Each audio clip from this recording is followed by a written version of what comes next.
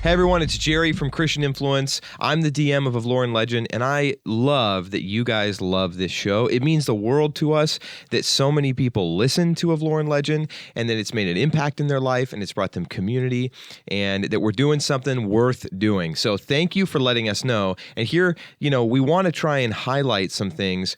When people leave a review for our podcast on Apple Podcasts or anywhere, if we're able to see that review and read it on an episode, we try and do that because, number one, we want to highlight those of you that have gone out of your way, not just to comment, but also to review the show and leave it 5 stars. If you give a 5-star review, whether on Spotify, Apple Podcasts, or wherever else you get your podcasts, then it really helps the show get out there. We've seen some incredible growth recently with more and more people finding the show, but ultimately the purpose of why we do this, other than just getting to have some fun and glorify God even while we do that, is ultimately for God's glory to bring people into Christian community online and to disciple believers and guide seekers to Jesus on the internet. That is the mission of Christian Influence, and this podcast is a branch of that mission.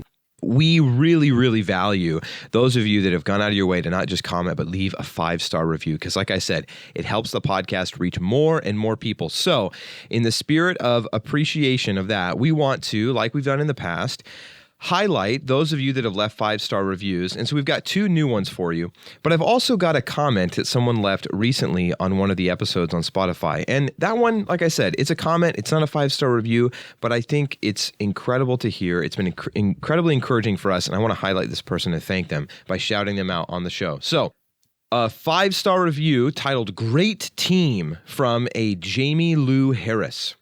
It says, these guys really love D&D and really love Jesus. Great option for digesting some D&D content without all the, quote, noise, though it's still noisy. Laughing emoji. Well, thank you, Jamie. Thank you so much for that review. That was very kind of you to say. We got another one here from Brian Walden. It says, fantastic is the title. 5 stars. And the review reads, this podcast is fantastic. I just discovered it a few months ago and have binged every episode and now find myself chomping at the bit for more. Great storytelling from the DM. Aw, that's so sweet of you, Brian. And players. I think the players would appreciate that as well. I love that it runs the gamut of emotions from lighthearted and funny to those serious, heavy moments that pull on your heartstrings. I love that it's clean, which is honoring to God. I love that the gospel is present, even if it's indirectly. Well, thank you so much, Brian. Our goal is at times for the gospel to be present indirectly and even directly, right? And so that's incredibly encouraging for me to hear you say that. Also, it's just so kind of you to say that we do a good job at this, because something we really want to do is not only do we want to provide something that is glorifying to God and clean, but also we put in a lot of effort to try and make it good. So Levi spends so much time editing, and he does a great job with that, and we try our best, even in the way we play the game, to try and do a good job. So thank you for saying that. It's incredibly encouraging to hear, and it's very nice of you. Okay, we have one comment here that I want to highlight, because it reads like a review and it's very kind. From Kara or Kara, I'm gonna say Kara. Kara Rice recently commented, I've grown to really love this show, though I was skeptical at first. This was the first D&D experience that I've had, and I'm so glad it's clean. I just moved to a new state and have no friends, but I'm listening to you guys joke and laugh, and it makes me laugh too. And it fills that loneliness a little bit. Thanks for editing, Levi. It would be so cool to actually meet you guys in person. Thank you for leaving that comment, Kara. It's so kind of you to say that. We love hearing those sorts of things. We love hearing that this show not only is fun and enjoyable, but that it matters, that it's making an impact in your life. And again, like I responded to you in those comments, I encourage you, if you want more and more of that community, please go to our Discord, discord.gg/Christian Influence. Anybody listening to this, I encourage you to go there. That is where all this ministry funnels to. That's our Christian community where we encourage believers and guide seekers to Jesus.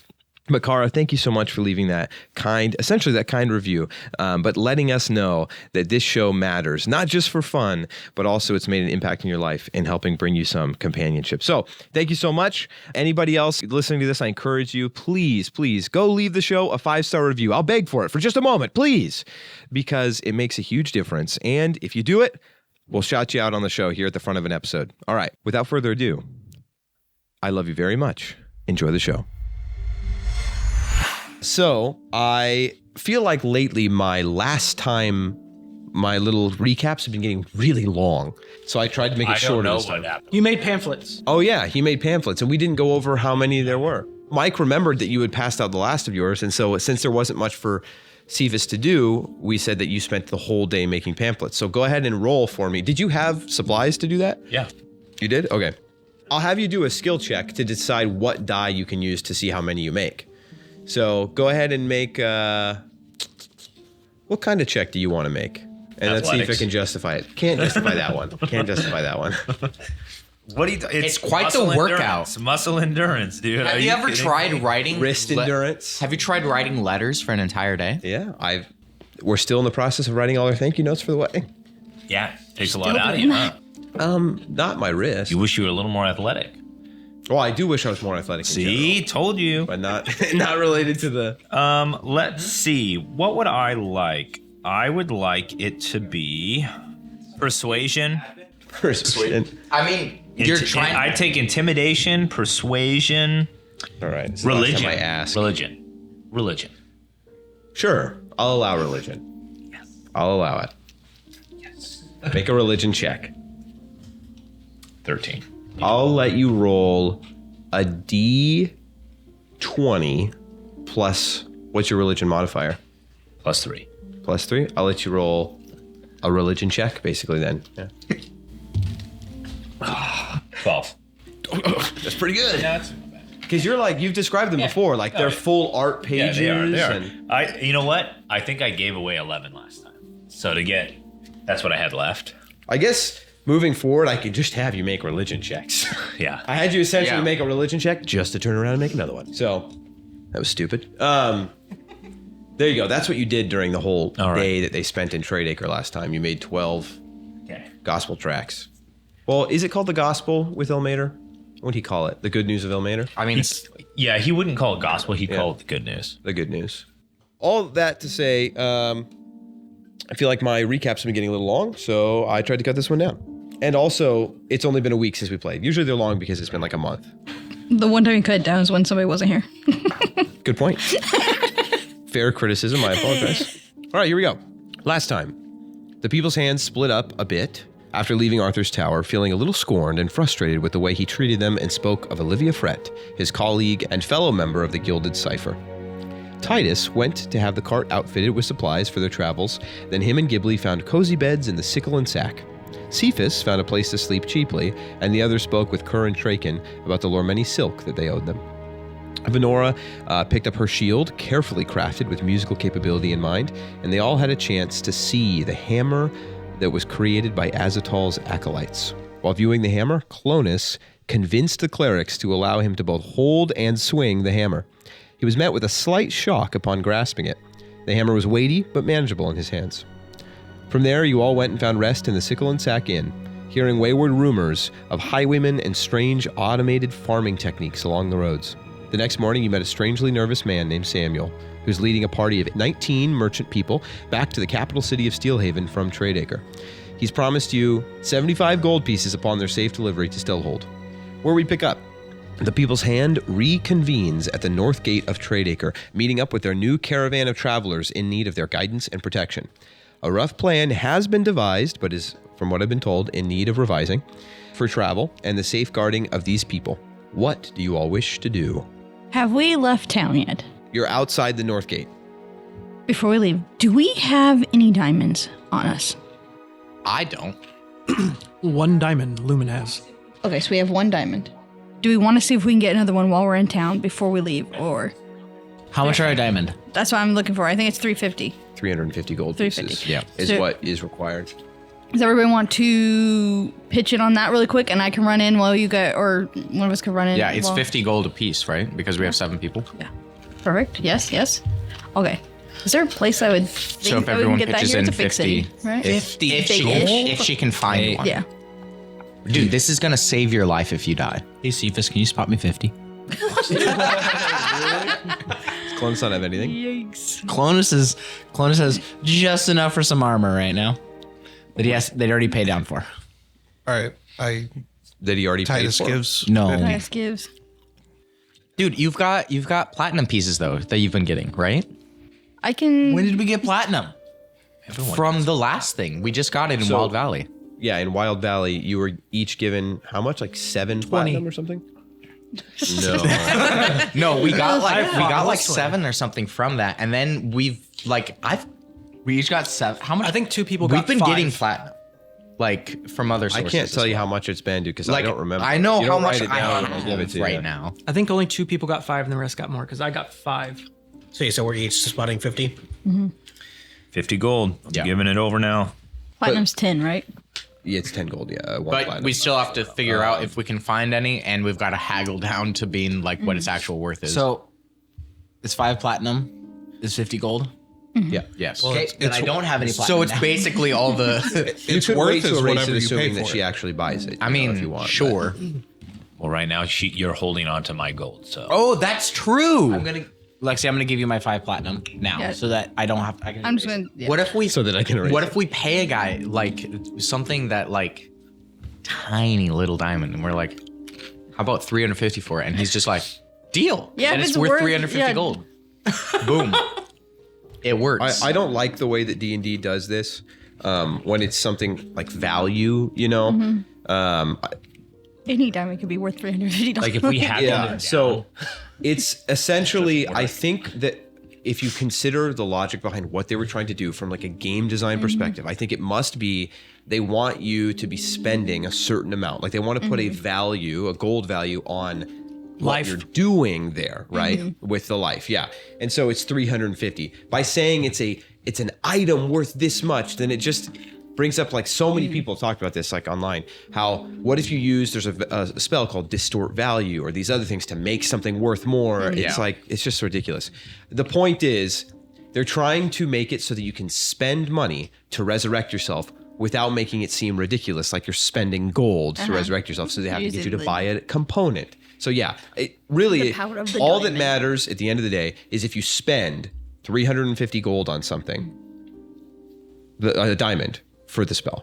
It doesn't matter how big it is. If somebody's like, if you know, Unless you're where like finding where it then- may matter to you is is if you find one and you need to have it appraised, or if you buy one for 350, but your character knows this thing's worth like 100, and then you want to be able to maybe resell it later, then you might not want to spend 350 on it, you know. So I get all the. But that's not a literal interpretation of the words, because then it wouldn't be a diamond worth 350.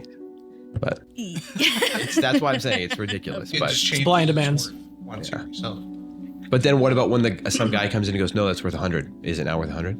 Not I until it's been paid bought for 350. 100. Did they pay 100 for it? The amount you pay for something does not determine its value, Jared. That's how I'm going. Yes, it does. That's what I was That going does with. when you buy a house. That's Not if you immediately have the house appraised after. Then they say it's worth 50,000 and you paid 350. Guess how much that house is worth now, right?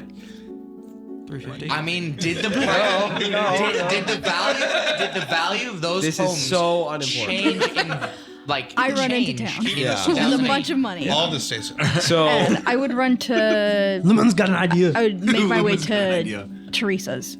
okay, And if I see The a herbalist lady? diamond shop before that, then I would stop out and go ask her because she's somebody. yeah. So just up front, a diamond shop Yeah, I would mean, be not unrealistic. jewelry. Yeah, no, I know. I'm just saying, a jeweler isn't impossible, but is probably less likely in a farm city, in a farm town, right?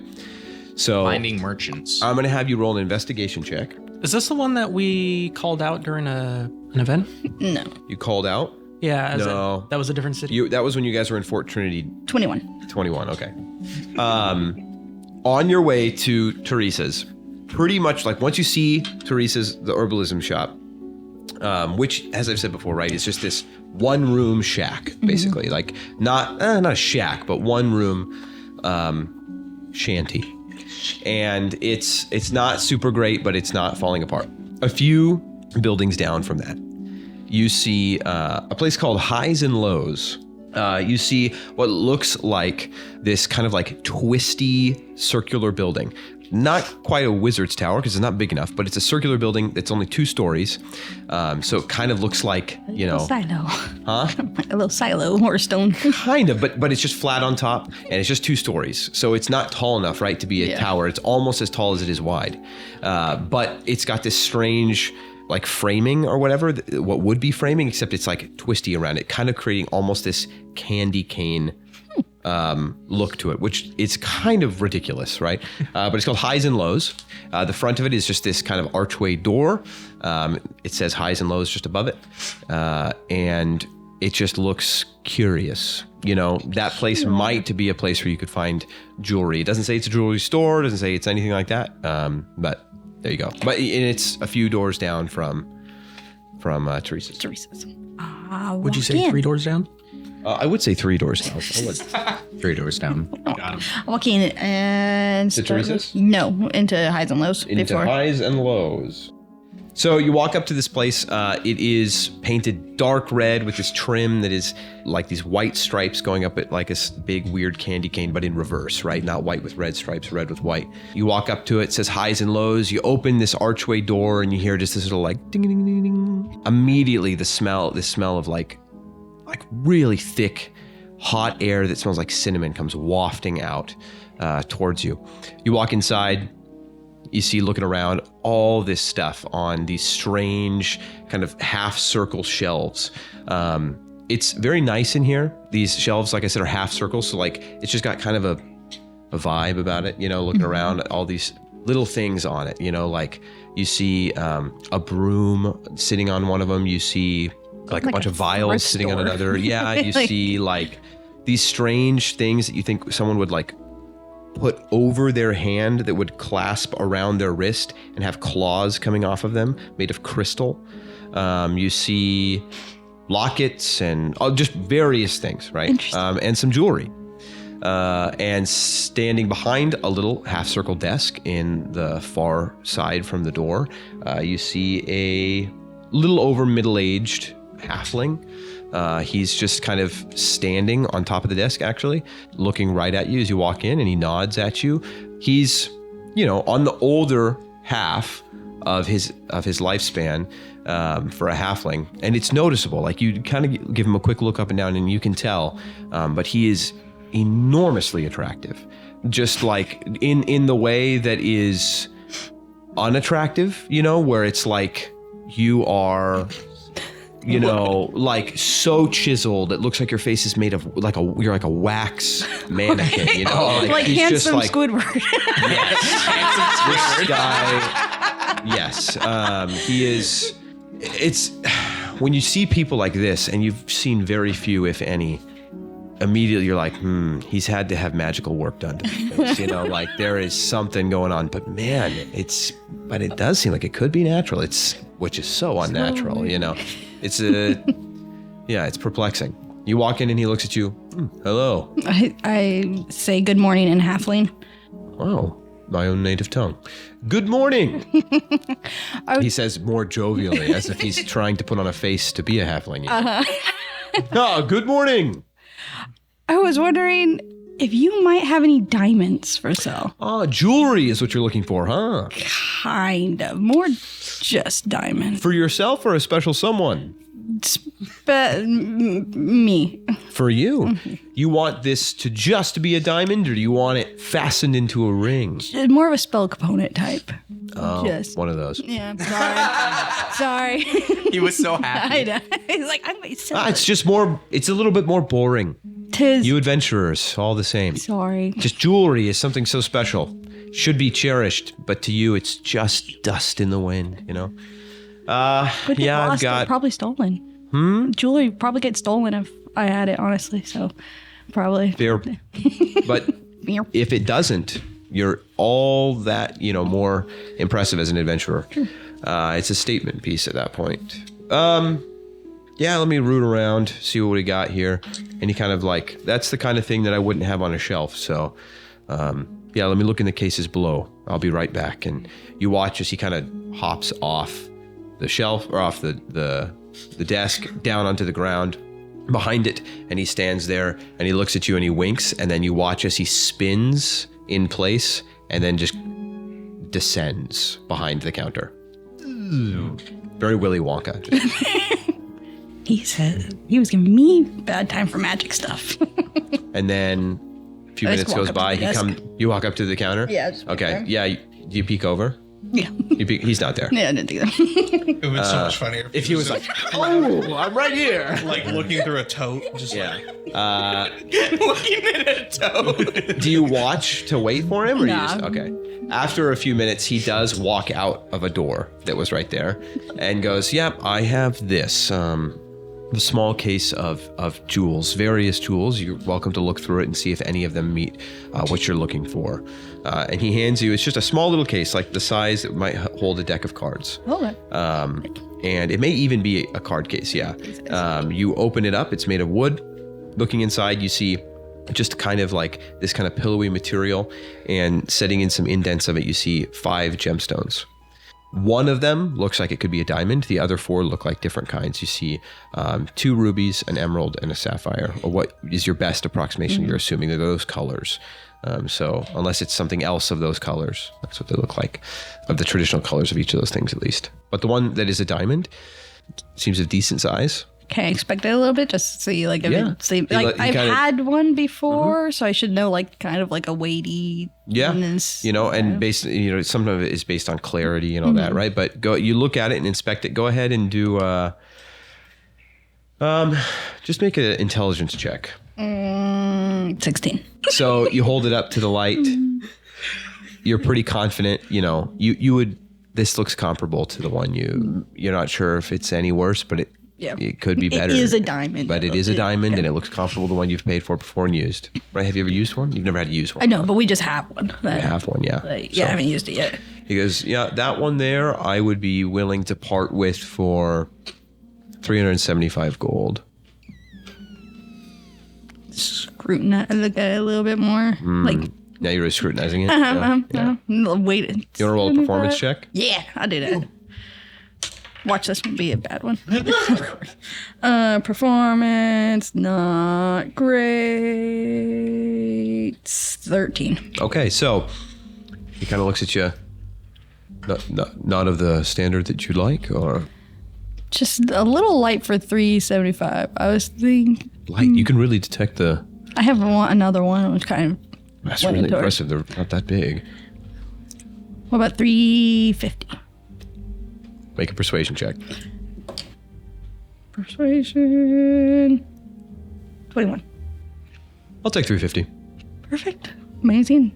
Did I put my little bag down? Pleasure doing business with you. What was your name? Oh, Creedon. Nice to meet you. Korean. Yeah, good to meet you as well. You have a lot of really peculiar things in here. Next time we come by, we're going to have to stop by. I hope I'm here. I hope so too. Do you move? Anything could happen. Well, best of luck with that. Thank you. You as well. You're in a dangerous line of work. You look like you've seen a few We're dangerous moments yourself headed north recently. So, Oh, wow. yeah. So, hopefully Stay this safe. gives us luck. Hope you have a group maybe protecting you. We are the protectors. As she was hobbling in. Yeah, it's gonna hobble I'm a back little out. bit better. A little bit I'm a better, little but bit it's still a better. hobble. I you know? still have a hobble. Just Well, not enjoy slow. your journey. Thank you. Have a great week. All right. And you leave. Yeah. Ding, ding. Door shuts behind you. All right. Korean. you turn around and the Creedon. building's gone. Kredden. The whole thing was gone. Hope I'm here. Last name is. The diamond is gone. No surprise. The gold is gone. All right. So after about 30 minutes of you guys waiting out in front of the north gate, you guys spend that time, I'm assuming, getting things situated with the carts, you know, making sure that the right ones are in the right order. Do you guys have a specific order that you would like to showcase, or? Here's the order Yes, we that do. we have listed after amendments. Up front is Hulik, Vith, and Venora in the cart, Okay. And that's your guys' cart? Yeah, with Yes. Lucky. with Lucky leading the charge. And then in groups of 2 on either side of the caravan, we'll have Cephas and Ilmater. Ilmounter. Elmater. The god And then himself. Clonus and Oberam. Oberon. Oberam. Next to is Lumen on one side and Ghibli on the other. And then little Titus pulling up the rear. All right. Sounds good. So just remember that if anything does happen, if there are any altercations, that you guys are in that order. You're on the First line aside from our cart. You're on the left and I'm on the right. Okay. And we had asked Very for good. Ooh, I all like of And the you guys are going to be patrolling up and down on families your that are mountain. And either there's side 3 of it. children in this group, right? I thought there was 5. I but don't that's remember how many 3. children. I don't he remember. said There were specifically, Yeah. If you guys think it's 5, I'll go with 5. but it sounded like the guy was more concerned about the equipment than the children. What they're carrying, their cargo. What you guys had seen was a number of carriages, right? I think it was, how many did I say? 6? 6 carriages And and one- 2 wagons. And 2 wagons, yeah. Okay. During this time, We're going to have like the wagon circle. The At wagon, night. Yes. yeah. We have to circle the wagons. I hope no one falls off the wagon. Wow. So Ran along. What was that? Little Jimmy. fell off the Little wagon again. Jimmy fell off the wagon again. Grandpa John hit a bump and accidentally had a drink.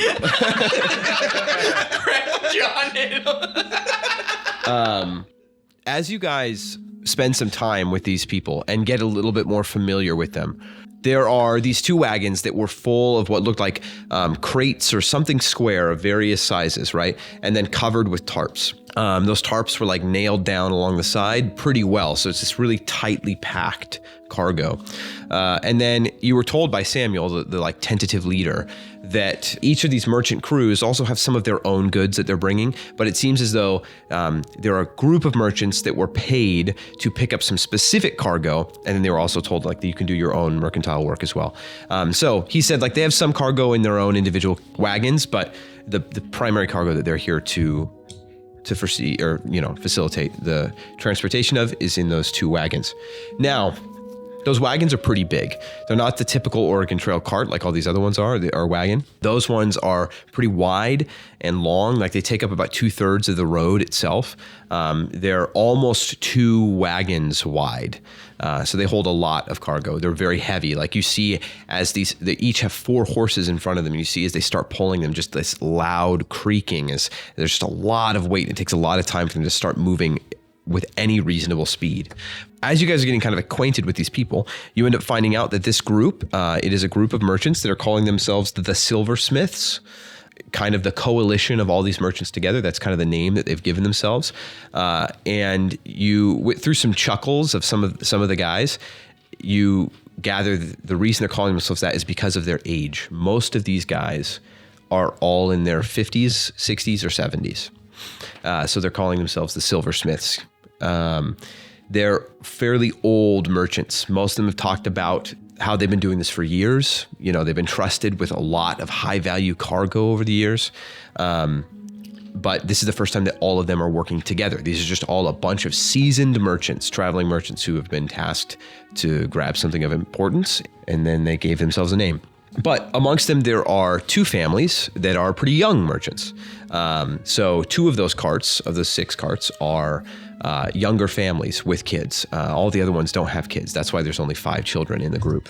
One family that has 3 children and one that has 2. But yeah, so they give themselves a bit of a name. You kind of get to know them a little bit. They seem kind. One of the younger families is Samuel's family. Samuel looks like he's in his late 30s, early 40s. Like I said, he was pretty balding. He had the donut on top, very nervous. He carries around this kind of like a bucket hat almost, but it's just a little bit more swoopy and goes up a little bit. He's always kind of wringing it in his hands, except now that when he's standing out in the sun, he's got it pulled pretty far down and he's looking around nervously. But that's the information you gather about the crew while you guys are kind of getting acquainted with them and situating them, making it clear to them, this is how we're going to do this. We're here to protect you. This is how we want you to travel. They discuss with you, well, what will happen? And I'll say at this point, Samuel would ask Holick, while Venora's gone, how do you want us to act, if we are attacked? On the way here, we were chased down by some highwaymen, which has left us all a little bit scared. and left us seeing the necessity in this and hiring some people like you. But luckily, they were chasing us. Some soldiers who were on their way to Fort Trinity scared them off, and we were able to get just inside town. And then the highwaymen raced away. But we get attacked. What should we do? What's our plan? I believe the plan would be for us to head off in between all of the carts and the people and face off against the highwaymen. You all go to the central carts, and then we make sure that nothing happens there, and we defend it. So we abandon our wagons, is what you're saying, right? And go to the central. So we have what you guys determined to be the most precious cargo, and the children as well, in the 3 middle wagons. Okay, but the adults don't go in there. You guys go there as well. Oh, we go there too. Okay. Yeah, you go to there like as quickly as you can. Understood. Because and we that is what we will want to do. defend the smallest area possible. There are highwaymen and bandits, and they're scary and dangerous, and so I hope that we don't run into them. But when we do, I just want to know what everyone needs to do. So I will spread the word to all of the families. Thank you. Okay. Oh, look, there's your friend. And you see Venora rushing out the gate. Ah, Venora. Hello. Howdy, howdy. Titus breaks out a little traveler's hat. All right. For the road. Okay. Oh, I got it. He does have a bald head, so you Yeah. probably want it covered. Yeah, definitely. Okay. Lumen, do you want to hold this diamond, or do you want me to hold it? You can hold it. Okay. So Lumen has one, and I have one. Okay. Diamonds? Yes. Because both of you can cast Write it Revivify, down so that we right? don't forget. Yeah. in the Just future. for everybody Write else that to down. know. Okay, is there anything you guys want to do before we get to some travel? Yeah, we'll pray. I hold everybody's hands. Do you all participate? I do exactly what Steve Just the group, or like Yeah, the whole caravan? I lace up. The whole caravan. Wow, so you're going to try and get all Yeah. 19 of these people? Come together, everybody. I've got an announcement. Yeah, you see everybody kind of gets together as you say, I have an announcement, right? And these 18 people, some kids kind of run around, a couple of them punching each other. People gather around, waiting for your announcement. Any journey is best begun with prayer. Please hold the hands of your neighbors and let us pray. Roll a persuasion check. My neighbors are so far away. I'm persuaded immediately. Persuasion. I'm pretty good at persuasion. And Lumen guided 18. Tim earlier, right when he said it. Okay. Oh, what did you do? I guidance you. Oh, yeah. I don't know if somebody heard me, but 18 is 21. 18 is 21. 18 is So- 21. math. Everybody kind of looks at each other. Some people kind of, seem moved and seem to agree with you. A couple of people are like, okay. And they all grab the hands of the people next to them. Some of the parents grab their kids and kind of pull them back. And then the kids are like, what? And they're holding hands. Okay. But everybody's holding hands. Blessed Ilmater, make us strong against any foe that steps against us. Protect all of us, our little ones especially, and make our enemies tremble.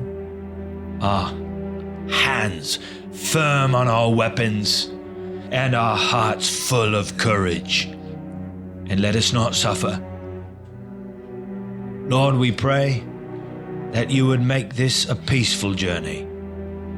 But if not, you would make it unpeaceful for our enemies and not for us. Amen.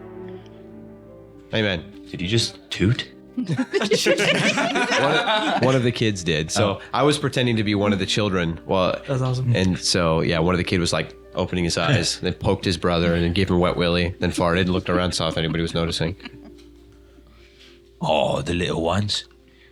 And then they kind of scatter. A couple people come up to you and, thank you for that. That was good. I think we feel good about this. We're a little nervous, but we feel good about this now.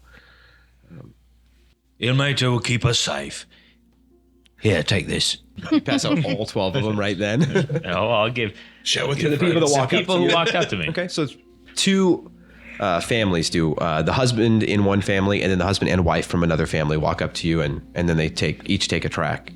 So you give out 2 tracts. You're now down to 10. But possibly 2 families now in the service of Ilmater. So with that, Lumina also casts Druidcraft okay. And to check the weather. Remember? okay. You just looked at me. I was like, dude, Druid has like 6 things that it does. You can make some snow, some flower petals. All right. Okay, cool. So checking the weather, as I said last time, you do know that for most of the day it's going to be sunny, and then a couple times a little cloudy, and then in the evening a storm is going to roll in, and then all night that storm will be sitting over you guys. Wait, get their storm. I thought the storm wasn't coming at all because they weren't able to work on their hammer. It wasn't last night, but then he checked it again this morning. Yeah. And we did that at the end of the session last time, and tonight that a storm is coming in. Because it's for 24 hours. Yeah. And it looks like it's headed that direction. So Lumina will tell Venora, because I think she knows. You tell me that there's a storm coming?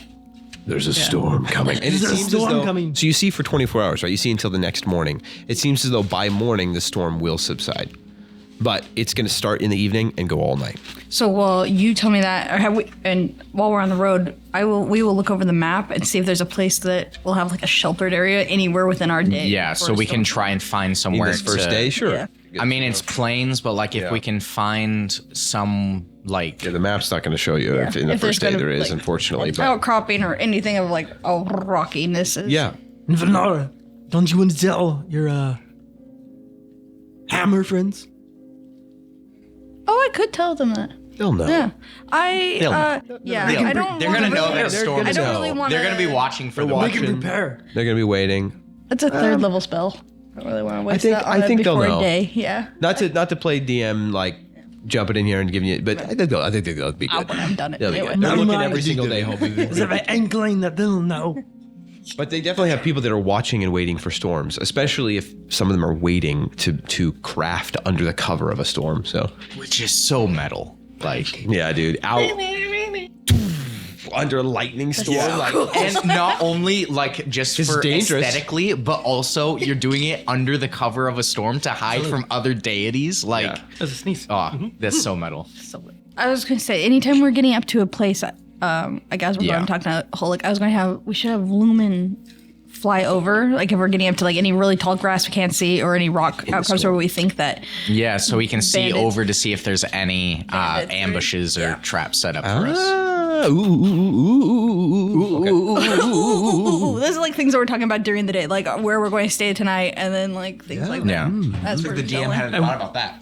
One other thing Lumen would like to do is do the detect magic. right now. Yeah, just since they haven't been not that they're dishonest, but Oh, I would have told everybody that they are hiding something that they're not willing to share, but it's some precious cargo that I have no idea what it is, but they were lying. That was all that they had. Just to let you guys know. So you want to look in with detect magic, just on the whole area, kind of like patrol all the carts and see Yeah. what you find. Okay. so as we start going, that's what Luna will do, and then he'll kind of fly around the carts. Yeah. From forward to back, just checking on everything, making sure everything looks decent, and then just take note, and then I will let people know. Just take an account of what Okay. there is. Sure. So I'm going to just spend a minute here going through and marking anything that would be there, because there's some stuff you pick up, and then I'll describe it to you, and then I'll hand this back. So you guys have like a minute of. And do the go to people back. too, if they have. And the people. yeah, if they're one just. Yeah, and I'm also going to go ahead and mark on this the number of people per thing and how it breaks up real quick. So I'm just going to spend a couple minutes doing that, but I think this will be beneficial to everybody to have this information. Okay, so the way this works out, just for the listener too, to quickly recap the way that these carts are ordered. The party's cart is in the very front. Directly behind it, one of the big cargo wagons. That one has 3 men on it. 2 men on the front that are, seeing to the horses and all that. And then one that's sitting in the back, like on a little bench where all the cargo is. When you do a quick circle, Lumen, there is this radiating aura of divination from 8 individual points in the cargo, actually. The cart behind that is a 2-horse wagon with a family in it. There are 2 women and 3 children in that, because one of the men, the man from that one is on the wagon in front of it.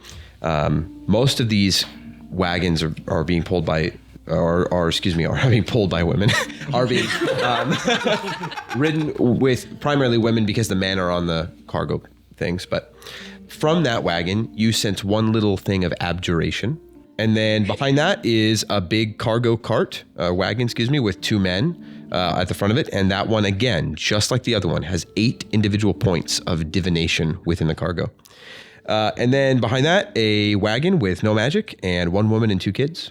Behind that, a wagon, no magic, with 1 woman. Behind that, a wagon with 1 woman and magical aura from the inside of it of evocation. 4 individual points of evocation. Behind that, a wagon with 1 man and 2 women, no magic. Behind that, a wagon with 2 men and 1 woman, no magic.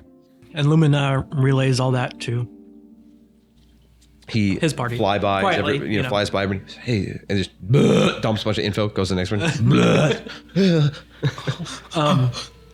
And as we're going, could I talk to, was it Samuel? Is he the main? Yes, so here, I can mark which one Samuel's in. Okay. So, with that, you guys hear as all these carts start to simultaneously roll forward. These big ones full of cargo just screeching in pain, essentially, as they're weighed down and being pulled. These huge cargo carts. As they get pulled forward, you all start rolling and moving. For this first day, you guys specifically wanted to watch out for this storm that you know is rolling in, and you want to be looking for a place where you guys can weather the storm. I'm going to have you guys roll a d20 for every 5 days of travel. That'll make it a whole lot easier and faster. But for this first one, because you know that there's a storm coming, we're going to just break this first one apart and then do this first day, and then the next 4 days of travel we'll do like the normal travel system. So for this, that hard since we're surrounded by forests. Yeah, for this first one, go ahead and whoever wants to head up a perception check for the full day of travel to watch for a place that you guys can weather the storm, and then also anybody that wants to lead a survival check can go ahead and do that for this first day to see how the day of travel just goes in general. Can I make that perception check with advantage, having Vith be looking at as well farther to the sides? Yep. I can do survival.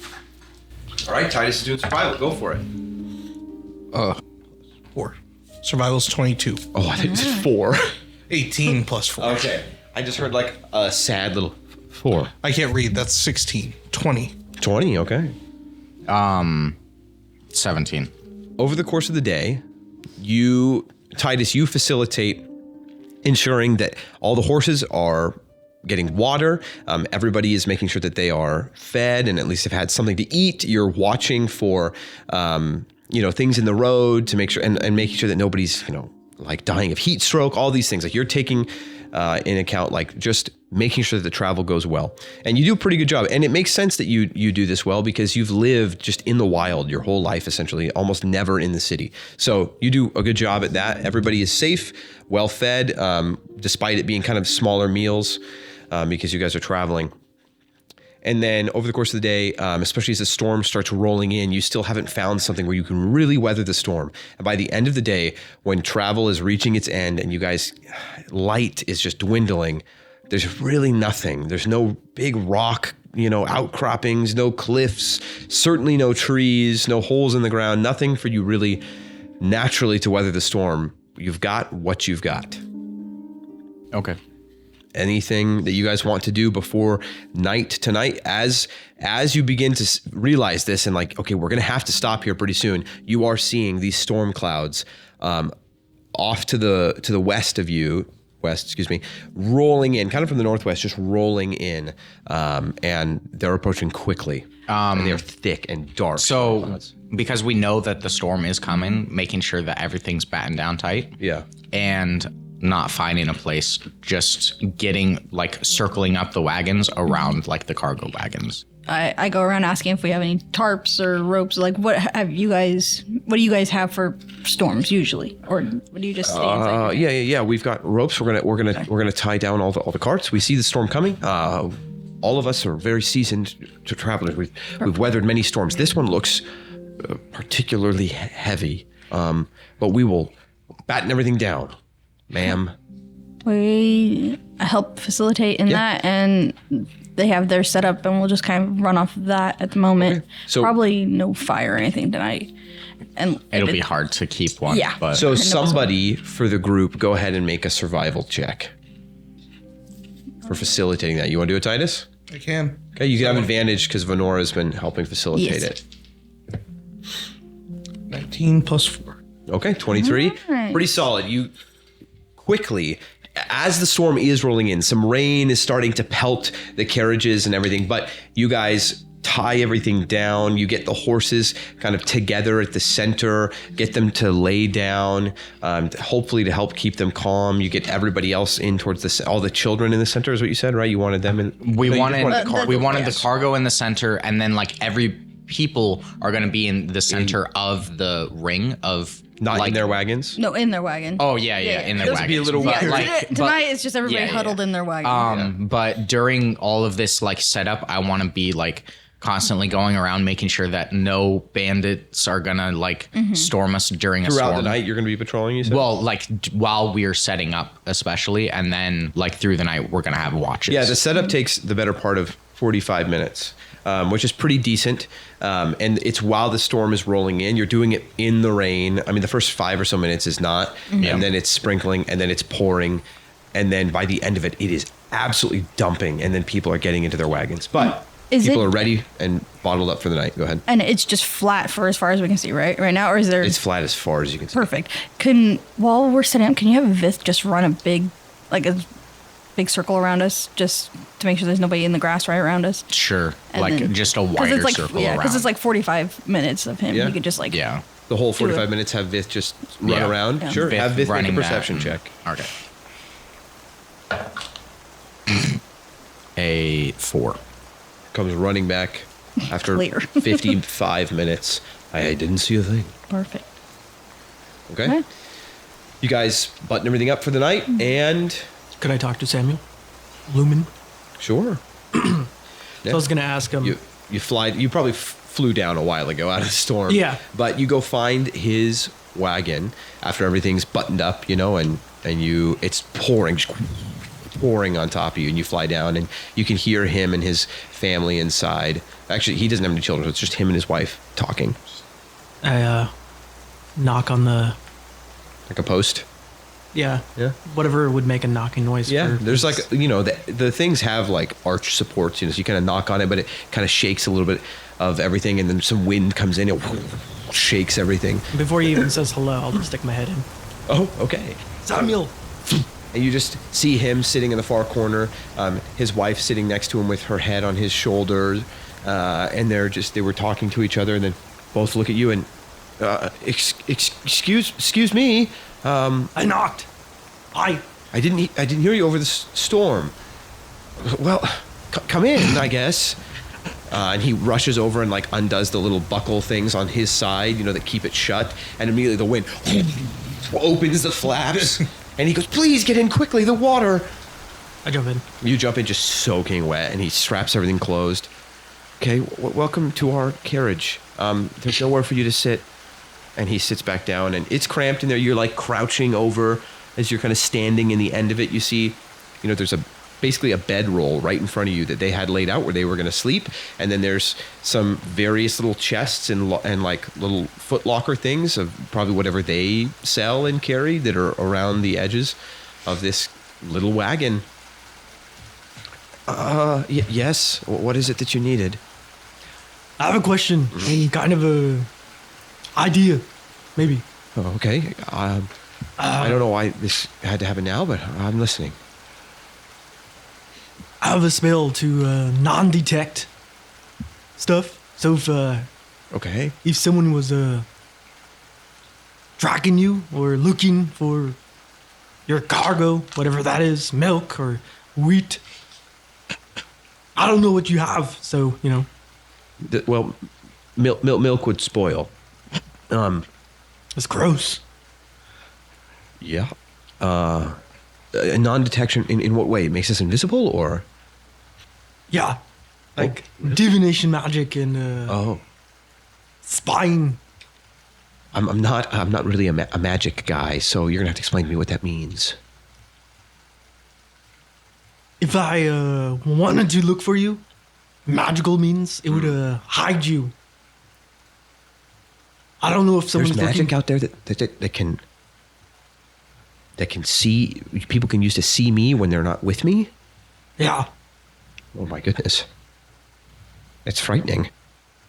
I have a spell that can choose one object or a creature.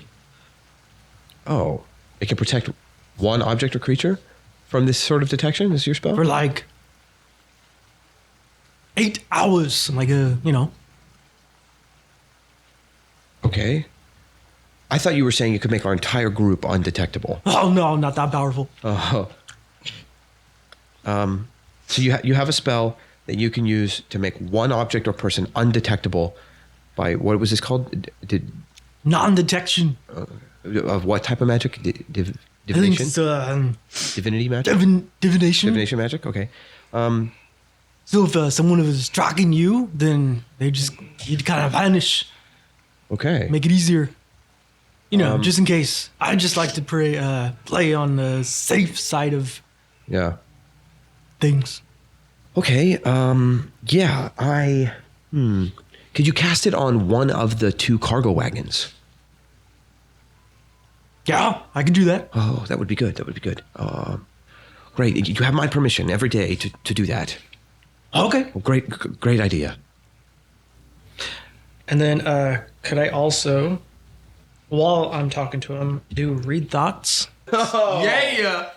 Okay. That uses one of my channel divinities for today. Okay. Yeah. Wonderful. Are you casting the spell Detect Thoughts, right? Or is it an ability that just where you read their mind? Read thoughts is a 6th level. At 6th level, you can use your channel divinity to read the creature's thoughts. You can use your access to the creature's mind to command it. As an action, you choose one of the creatures that you see within 60 feet of you. The creature must make a wisdom saving throw. If the creature succeeds a saving throw, you can't use this feature on them till finish long rest. If the creature fails its save, you can read its surface thoughts, those foremost on its mind, reflecting its current emotions and what it's actively thinking when it's within 60 feet of you for at least 1 minute. During that time, I could also cast suggestion too, and it'll automatically fail it too. If you cast suggestion, they automatically fail? Yeah, I can just cast it. Oh, you can just cast it without needing Yeah, to I use can a cast it spell? because I'm like already in there. Oh, yeah, that's how it says you can command them, right? Yeah. Wow, that's incredible. Suggestion is a powerful spell. That's so cool. Okay, so you wanted to detect his thoughts during this conversation? Partway through when I started bringing up the certain items or people. Right. Okay. So he made a wisdom saving throw. He rolled a 12. 15. You have a 15? Yeah. All right. Well, Yeah, I've got a 13. Like, I can't remember. You guys are what, level 7 or 6? 6. 6. That makes sense, the half casters. Yeah. Okay. He's got to have better. Yeah, he failed. Let's go to the other room, Mike. Oh. Unless you want me to just share it with everybody, if you're going to immediately go tell people whatever I tell you. I will hold it for a while.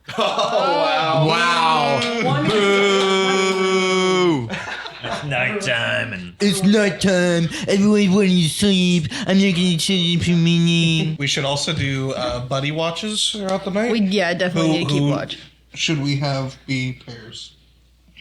I'm really perceptive. Okay, so you should Don't probably make do us- this. That was a lie. He's not perceptive at I all. am. So we should have one non and one yes. I can pair with you. Okay. Oh, I am not perceptive. we will proceed. So I could be- we're gonna have an odd watches. We should only need because we do 3 two. watches, right?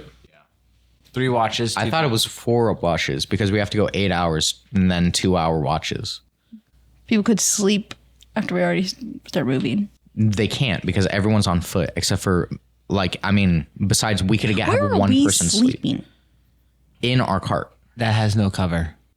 I thought our car I thought had we a had a cover, cover. I thought a car that had a we cover. that we Pretty take sure it had a off cover. to expose the. Oh, sorry. Yeah, I thought that ours was a convertible. I was pretty sure that it was. changed. We could do Ghibli, Venora, Titus Cephas, Clonus, Lumen, and then Me and the Vith. Vith. Sure. Yeah, that works with me. Boom. I was gonna suggest that, by the way. Me and Viv. I think that works well. We also have Dude, the mounts that could be keeping eyes, ears open. yeah, because the mount. Do they need to sleep? No, they're magic. Ooh, they can always be watching. Yeah, having magic mounts is nice. Does his life matter? Does his life matter? Have you said that? No. Okay. I'm waiting for a good moment. Whose Yeah. life? Like we're debating what to do with the hostage, you know? He's killed 30,000 people. Does his life matter? Does his life matter? We should have a learning lesson here, Titus. Brother. Technically, Then you can add that no. to the drop board. Hi, Levi from the editing room here. We continue to ramble for about another 5 minutes. Oh man, they're talking for a long. They are. They're talking for so long. There's so many thoughts. What are they hiding? He's got so many thoughts running through his little tiny paranoid brain of his. He cannot dream. He cannot sleep tonight. Just lock the door. That's good stuff. They really don't want us coming in there. Oh, is he trying to open the door? Is that what it is? They've locked themselves in. No. They can unlock it from that side. We can't unlock it. And Lenny was the other guy. Yeah. Lenny? Lenny? Leaner. Lenny, guys. Lenny was the other guy. Let me double check that for you. Okay. Good to know. Yes, Lenny. Write that down, write that down, write that down. Mike, write down what you just heard. Everything. Well, okay. Voice memo that. Oh yeah, you should have done that voice memo. So you get all that info. It's quite a bit, but when you said this, his mind thought of a lot of things at once. Immediately racing to all these different things, right? And then the effect ends, and you're just back in conversation with him. You were talking to him though while all that was going on. So right where we left off there, that's where the effect ends. He goes, so yeah, you, like I said, you are welcome to cast it on. If you could cast it twice, that would be amazing on each of them to protect our cargo from detection. But if not, even just one of them would be good. Like I've said before, this cargo it's important. We're being paid a lot of money. It's important to all of our livelihoods that this is dealt with well. But also the person that we're working for it has been very clear that if we don't return it safely, you know, it's precious cargo is all, you know. So Should have asked for more money. Yeah. That sounds good to me. And I wish I had a spell to make it dry in here. I brought a lot of water. honestly, I forgive you. This is good information. I'm glad that we figured this out. Okay. And we have towels, so we'll dry it up. Okay. Well, I'll go. Maybe next time, just you're not really from around here. I don't think I've talked to you before. Right now, actually, you're frighteningly different than anybody I've ever met. Is it the wings? It's really all of it. The wings, the antennae, the big bulbous, multifaceted eyeballs, and the long like tube mouth thing. All of it is freaky. I'm sorry. Just to be honest with you, you know, you're certainly not human. So I think because of that, maybe you don't understand the customs around here. Somebody's private quarters, you know, and this counts. So, you know, it's not a bedroom, right? It is our private quarters. And if it was just me, you know, whatever, but my wife, you know, maybe alert us to your presence and wait till we say you can stick your head in, you know. Oh yeah, that's why my wife could have been changing her clothing, you know, and that would have been inappropriate and frightened her and made me very, very angry. My little antennae go back like a scared dog. Not mean, but yeah, scared. You know, like Oh yeah, feeling a little guilty. Or, yeah. I'm sorry. I tried knocking. Usually, I just fly in a window. Oh my goodness. Well, then you stepped up from there. But for future reference, I don't want you to think this is just a rule that I would apply to just my space. Most spaces make your presence known beforehand, and people appreciate that. Yeah. It's common courtesy. I mean, with close friends and family, maybe they would find it funny or just be okay with it. But common courtesy, just maybe. So. Okay. Thank you for everything. But you know, there was nothing here. You know, she wasn't changing her clothing. I wasn't changing my clothing. We were just. Neither am I. Neither am I. Neither were you. Yeah. That's good. So in this situation, it worked out, is what I mean to say. But don't apply that, you know, to every situation assume that maybe it could go poorly. So but thank you. Have a good night. Oh, thank you. Are you gonna cast that spell tonight? Yeah. Okay, good. I like it. And as soon as I leave, I'm going to announce my presence right when I get outside to everyone that's out there. Before leaving, or No, right when I get outside. yeah, okay. Yeah. So the flaps open, he ties them shut, and what do? You just yell to the world. Well, not to everyone. I'd be like, is there a campfire going or what? No. There would be one that could survive. Is there anyone the out storm. there like just chilling? Everyone's in wagons besides There those are on 2 patrol. people on watch. Yeah, so we discussed it a little bit while you guys left. Who are the two on watch? First, probably Venora and Ghibli. Okay. So you see kind of patrolling the circle a little bit, Ghibli and Venora. But out here, it's all this wind, it's very loud. Lumen is out here. And then You I try to guys say it a barely little bit hear. louder, Yeah. noticing that I didn't get their attention. And so I kind of yelled it. I'll say Venora. Ghibli has a bad passive perception, but Venora, you hear like, you look over and see Lumen like looking at you. Hi, Lumen. I'm here. Do I see a weird creature next to our cargo? A weird creature.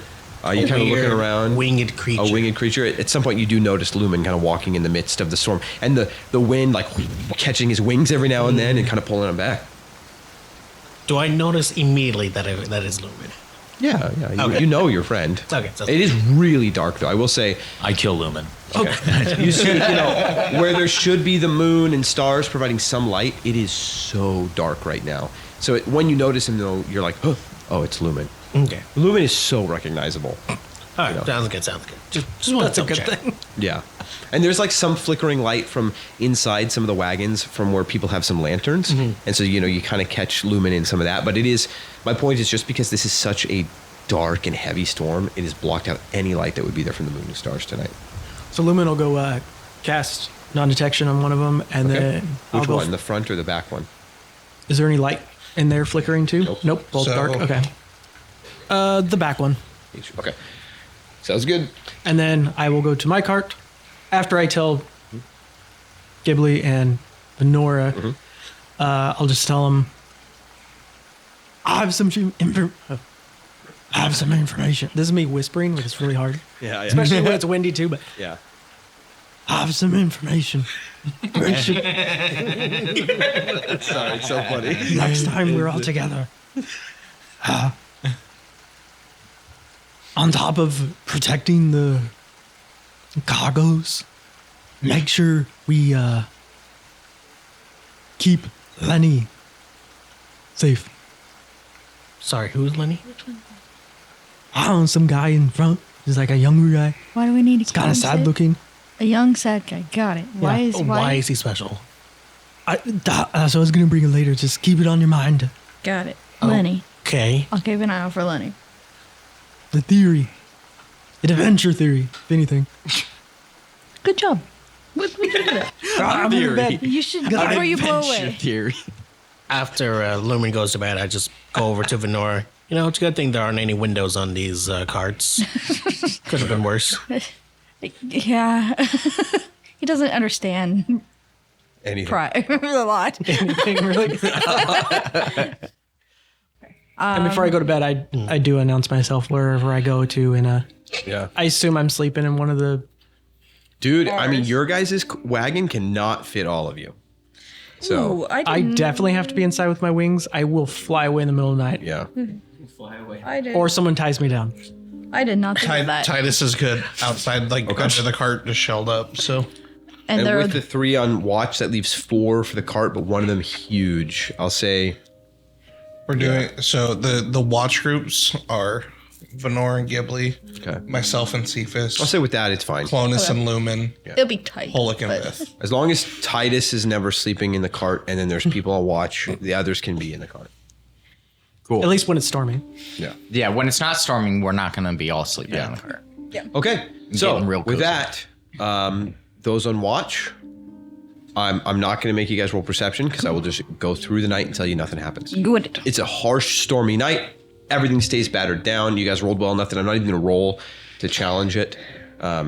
Everything is good. The morning comes. People gather everything up. When you're well rested, Lumen, do you cast non-detection again on that card? Yes, I think I'll because So how many third level spell slots do you have? 3. You have 3 third level spell slots? Mm-hmm. Well, okay. So you could have casted it on both cards last night. Would you have? Yes, Good to know. Are you just going to burn 2 spell slots at the beginning of the day and cast it on both cards?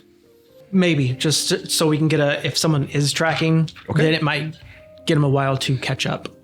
Theory. No, it's a good, it's a reasonable thing to sacrifice 2 spell slots on, but also you don't have to do it. But if you're doing it, I do need to know. So yes. All right, sounds good. So last night and then long rest. Yeah. And then again. So this morning you have boom, boom on each cart. You watch as you do it. Samuel walks up and he goes, "Oh, on both carts? Yes. Oh, amazing. Oh, amazing. Okay, well, And tomorrow morning, every day. at least for 8 hours.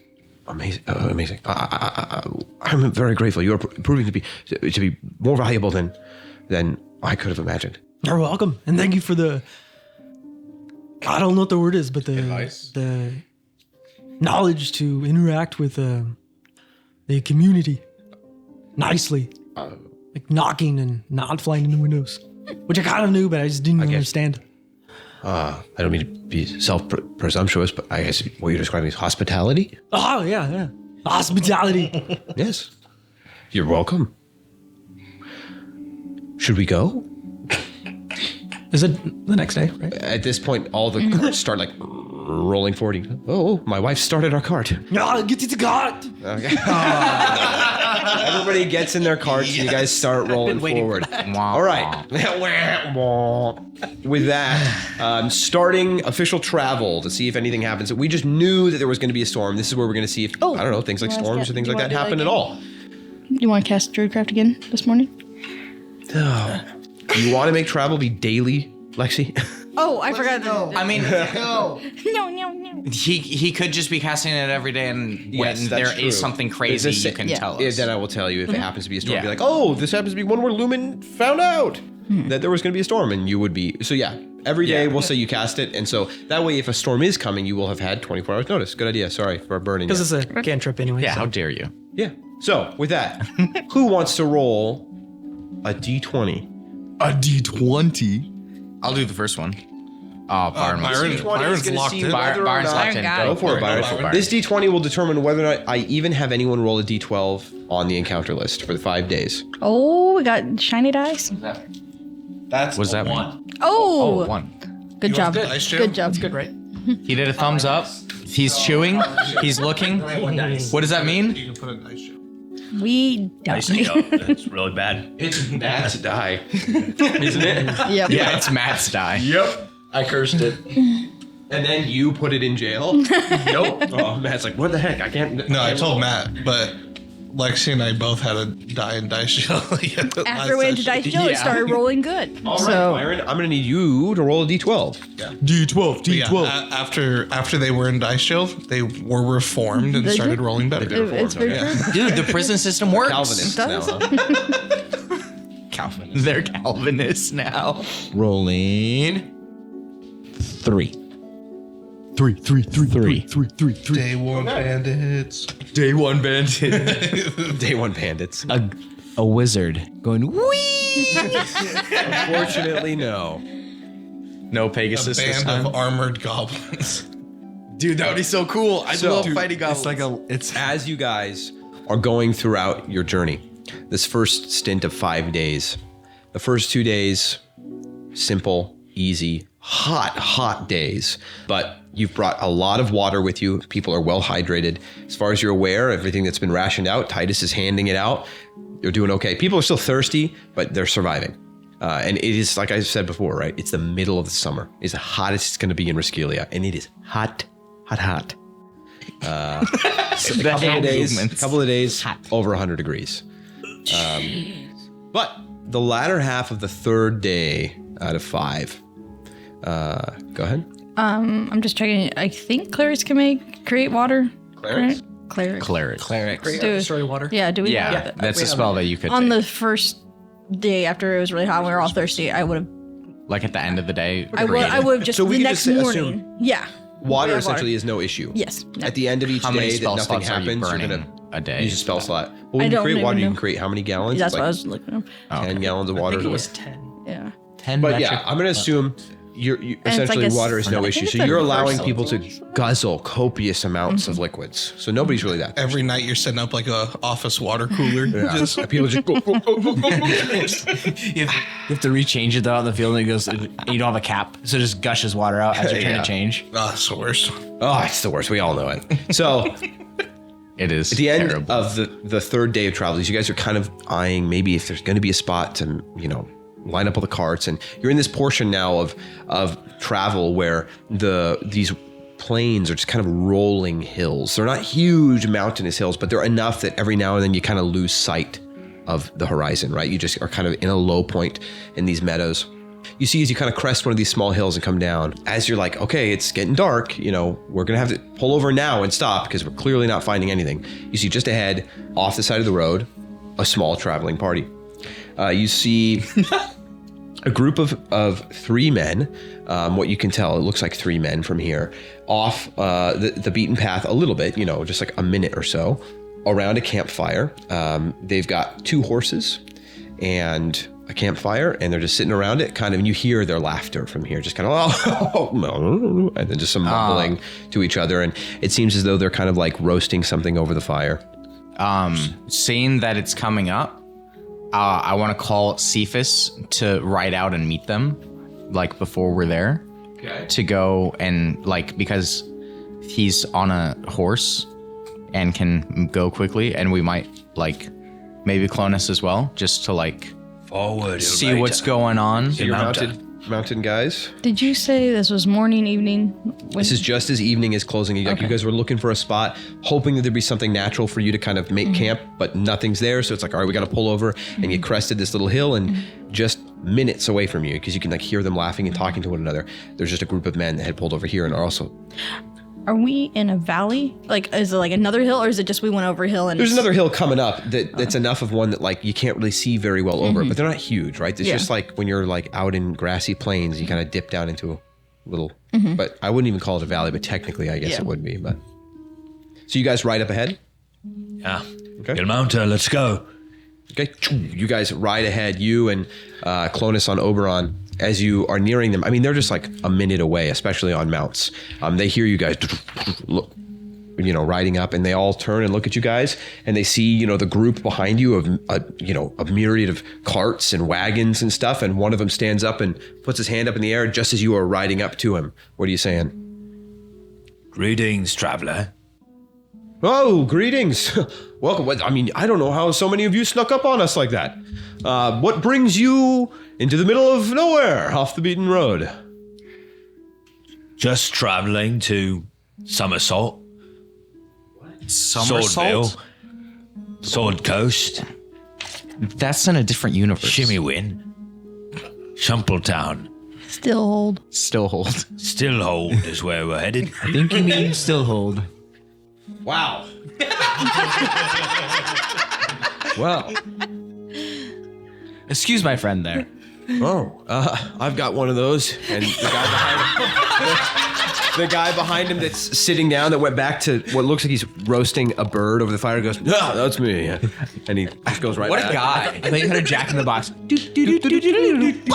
No, he's just roasting. He's just got this little, they've got a spit over the fire. Yeah. No, it just looks like a small bird that the 3 of them presumably are going to share. And he's the other guy has now stood up as well, but this guy kind of stepped forward. But, so 2 of them are standing, kind of approached you guys to talk. One of them was stayed sitting, and he's roasting the bird, and he's the one that's, "Yeah, that's me."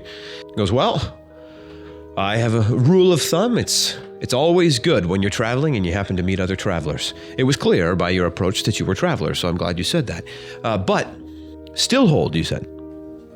That's right. Right. Well, I've been there many times. It's a fabulous place. I hope you enjoy it. Would you care to join us at our fire?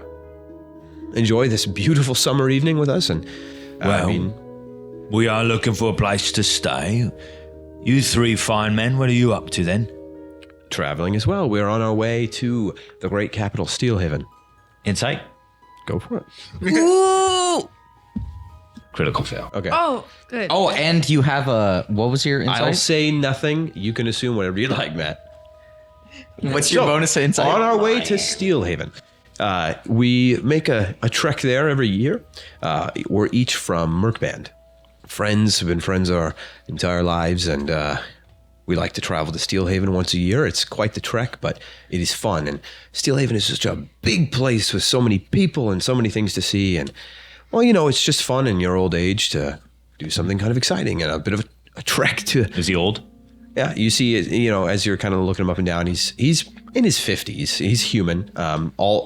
Two of them are humans, excuse me. The one in the back that's still sitting there roasting this thing with the fire, you notice it's kind of dark, but you do notice now, like, actually looking at him, he looks to be Furbolg. Furbolg are those fairly tall, human-ish individuals that have, like, some fur on their face and stuff, these long kind of droopy ears on the side, and, like, big noses.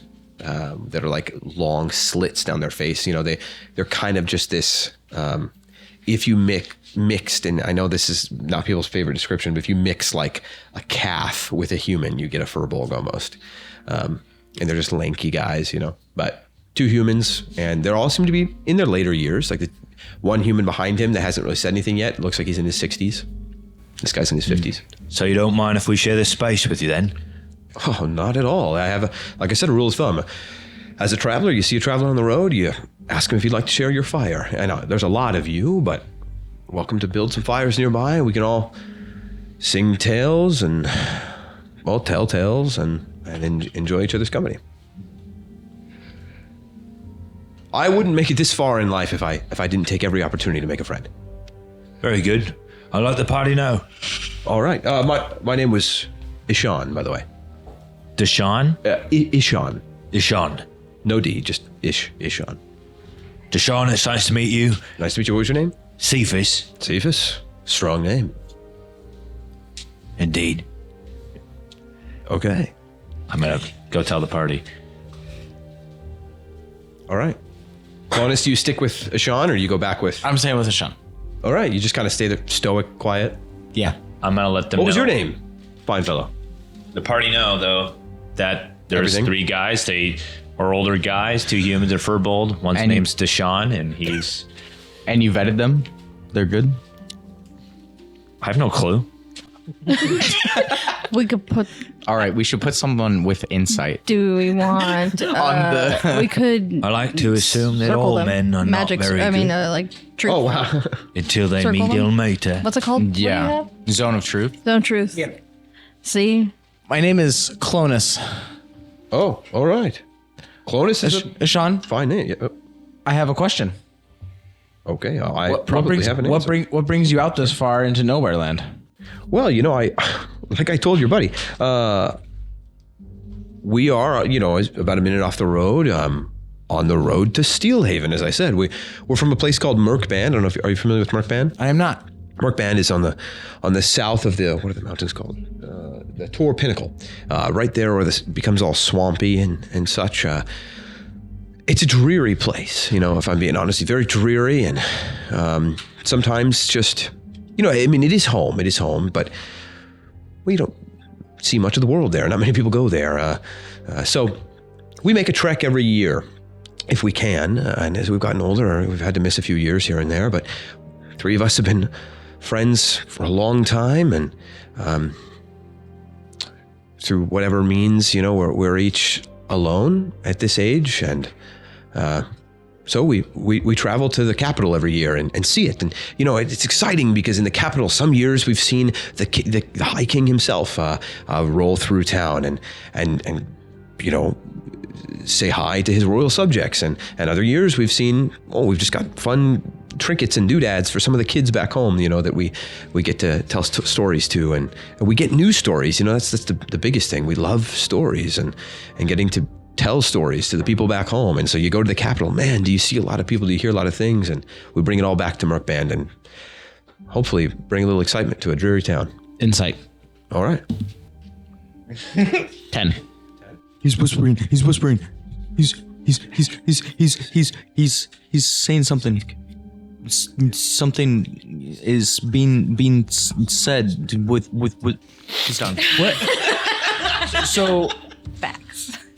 It sounds like you go on adventures every year, but what? If we can, yeah. What's your guys' professions? I am the seeker of knowledge, and I just curious what you guys do. The seeker of knowledge? No, I am one of. Oh, guys, we found him. I mean, official professions nowadays. In my youth, I was a leather worker. Are you inciting that? I will insight once they tell me their stuff. Look at his hands. In my youth, I was a leather worker. I don't do much of it anymore. Okay, whether you believe it or not, it's up to you. I saw the roll. He goes, my friend behind me here, Jerem, he was a fisherman, which is hard work in a murky, swampy area. It takes a lot of travel out, and a lot of it is kind of like spear fishing and trap fishing, but he's a fisherman. 18. 18. Do you want me to whisper it to you? Just tell you. Just tell. You're fairly certain he's telling the truth about that. Okay. And back there, Trur, he gardener, botanist, herbalist, all that sort of thing. He's older than both of us combined, so he's probably done a lot. Bad insight? Yeah. Okay. Well, I mean, you're not sure whether he's lying or not, but I mean, you don't pick up any clues. Yeah. To tell you either way. So yeah, I mean, well, simple lives. I was married at one point. She died. Like I said earlier, through whatever means, we've all kind of found ourselves alone at this age, but we've been friends for a long time, and so we do stuff together. It's good to have friends. Yeah, it is. It is good to have friends, and we ask ourselves, we may not have families that we can give to, and do things for, but how can we do something with our lives?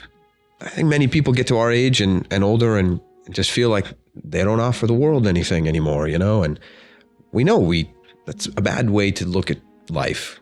And what we offer maybe is a little bit of a ray of happiness, right? Going and getting stories and fun things and bringing it back to the people that don't get to travel, We don't have anything tying us down. That sounds quite generous of you to share what you can with the people who can't. That's kind of you to say. I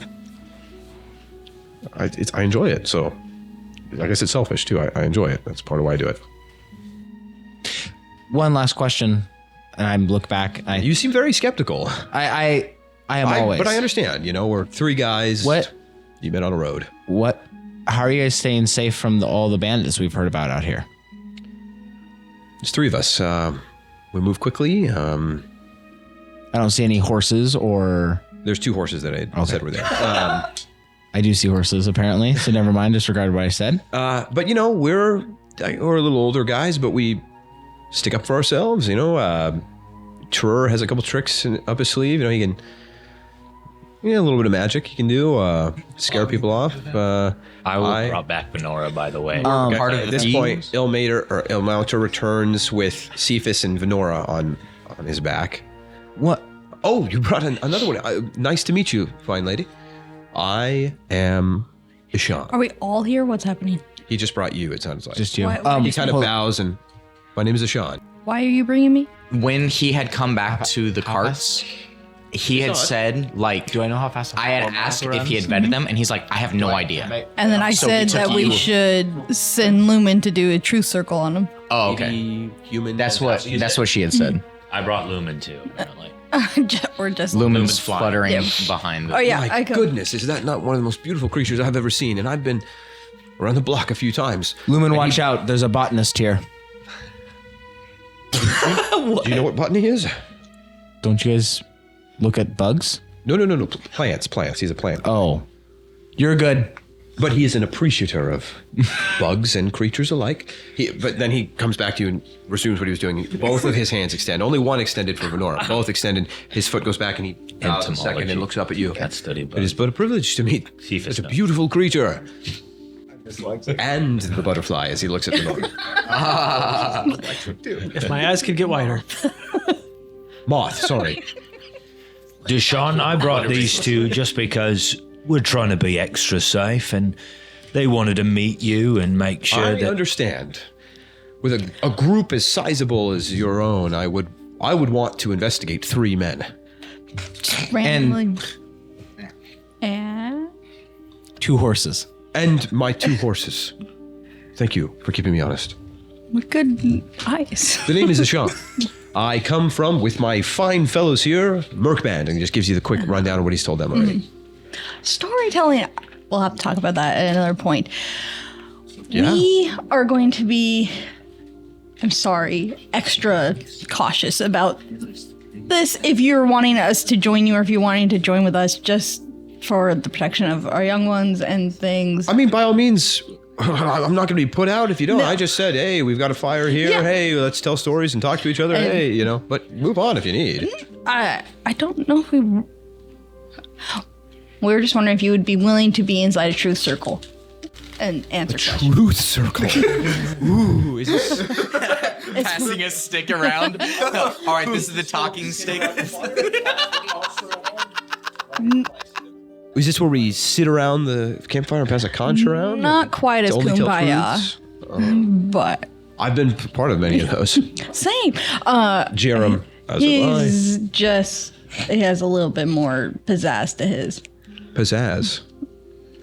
And Jerem, the one that hasn't said much. Is this magic? Yes. Ah. This is the older of the two humans. I'm familiar with magic. So am I, as a whole.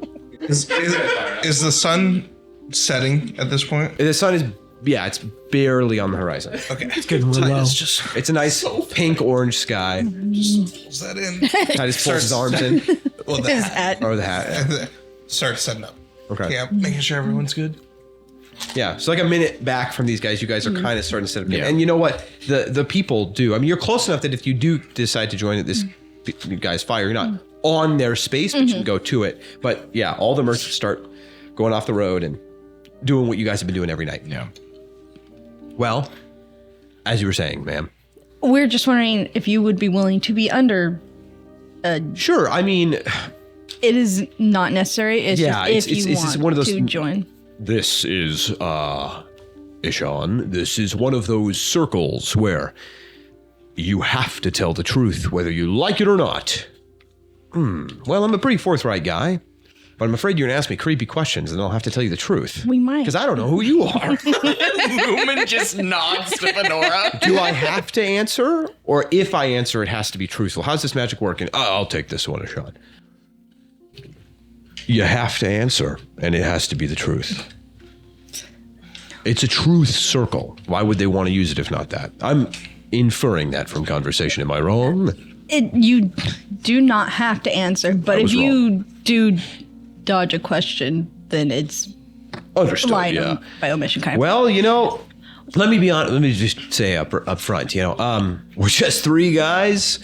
I just was like, hey, there's a lot of you. If you want to hang out, let's hang out. If you don't, you know, but I feel like you're coming at me saying you need me to prove myself for you to hang out with me. And I don't stand to lose anything if we don't, but I don't stand to gain anything other than new friends, which are important to me. But I'm not opposed to I want to voice my grievance. It's weird, but sure. It is very weird, and usually we would not be this. Yeah, We it's are just honestly in making charge. me feel nervous that you guys are so strict about this. But you know, I get it. It's a weird, crazy world. Everybody's at war and all that. But And there are a lot of word of bad things happening on this true, road. you guys mentioned bandits earlier.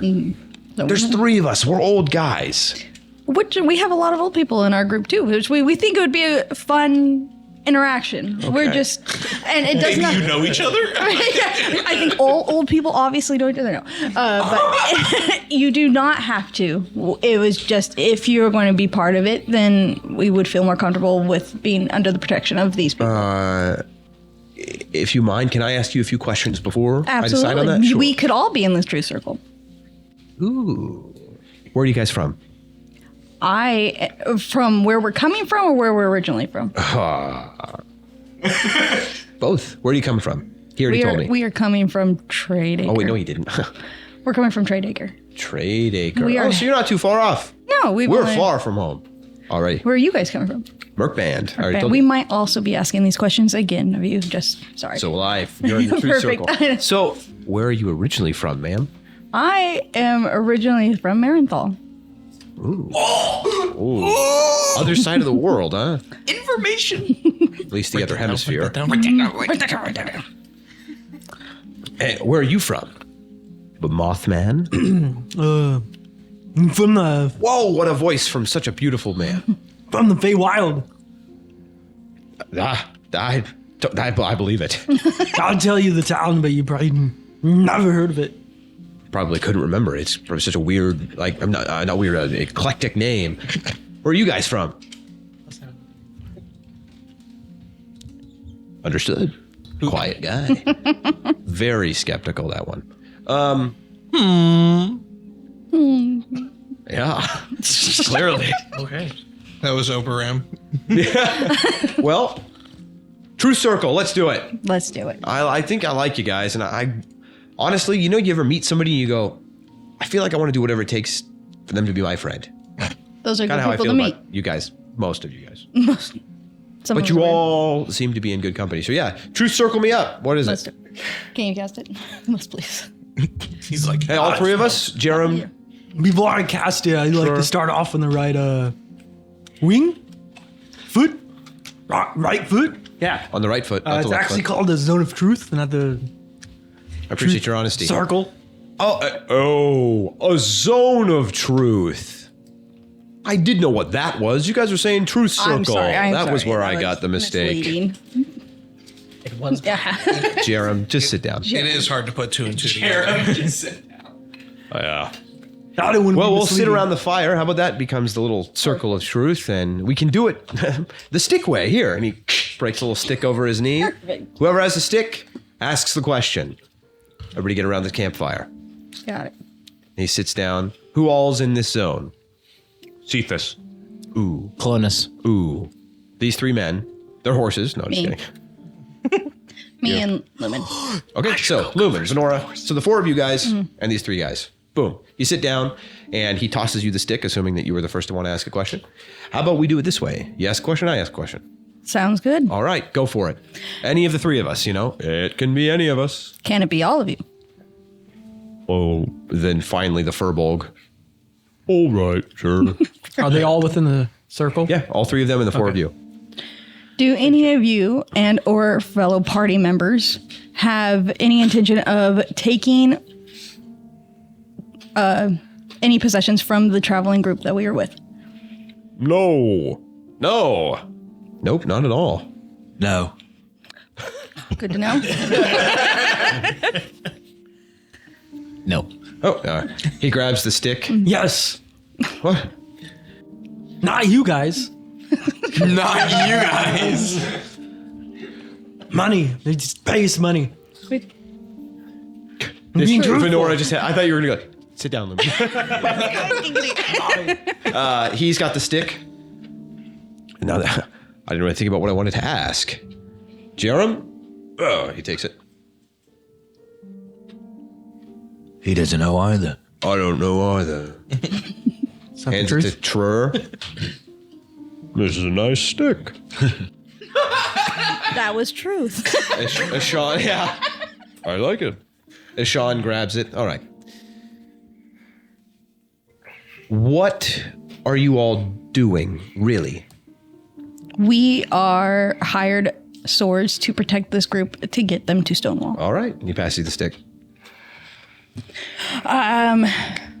Does anybody have a Do you love Ilmater?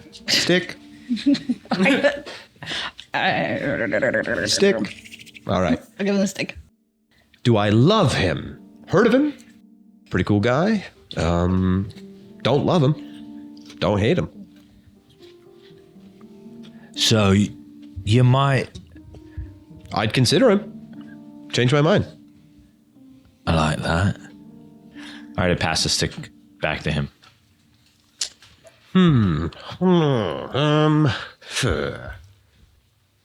You, Me? skeptical one, yes. Yes. If you could have one thing right now, what would it be? Anything you want. Maybe what's most important to you. If you could have one thing right now, what would it be? Clonus sits for a second. Silence. It's a stumper. Pondering. And almost with a tear coming to his eye, says, I would rather not say, but what I will say is, there is knowledge I seek. So knowledge. Some specific knowledge. What you want more than anything in the world. I believe you. Who wants a stick? You can. I got it. One of his compound eyes. We saw. I hand the stick to Venara. I forgot. Go for it. I have a question. It's simple. You said you guys are moving quickly. That we are able to, yes. How are 3 men able to move so quickly with only 2 horses? Ah, he smiles. And you see Trur, the Furbolg, big smile, nods. That's reasonable for you to ask. Jerem, well, one of them's mine. And then Ishan, the other one's mine. And Trur goes, and I'm the third one. And you watch him turn into a horse. What? See, I told you knew a little bit of magic. Logically, then, wouldn't you only need 1 horse? And the horse, the guy that just turned into a horse goes, if I was going to have one of them ride me. But this way, I don't have to do that. And they both own horses. Logical. That makes sense to me. I would want you to ride me. I'll hand you back the stick. Wait a minute. Can I have the stick? Takes it in his. I think it's our turn. I put the stick in the horse's mouth. I got it. I'm not going to ask now. Hooves just. I can only do this so much per day. I'm not turning back. It's the evening. And he spits it out after he morphs back into a Furbolg. I have a question. For the lady. Mm-hmm. What's the most painful thing you've ever endured? Gosh. Usually those kind of questions come after a couple drinks. I think It would be crazy if it's not the time she got like obliterated. I think I can answer this. Being responsible for somebody else's death. He just like, well, he got like way more than he expected. Who wants this dick? Who wants food? I'll take it. He quickly hands away as if like the stick. He was like, "That's a good stick." Not a good stick. Not a good stick. Not anymore. Not anymore. Not And he anymore. says that, not a good stick. So he believes it. He's telling the truth. All right. Have you ever been a bandit or worked for bandits? The Furbolg. Never. I've been alive longer than the two of these guys. Lived in the swamp my whole life. Been lots of things, but not very many at the same time. But never a bandit. Jerem. Not a bandit, no. I did steal something once, but it was from my brother. No. Not a bandit. Ishan. I traveled with a bad crew at one point, yeah. Did a couple bad things that I'm not proud of. Stole from people, held them up at knife point. I was in my real young years, my teenage years. But I guess that would qualify me as a bandit. I didn't steal one thing from my brother. I stole a few things over the course of a couple summers with some guys as we traveled around. So I was kind of already a traveler, but for the wrong reasons. But not anymore. Haven't done it for, put me at 40 years. Question. Last question. Would you guys like to join us for a dinner and night of storytelling?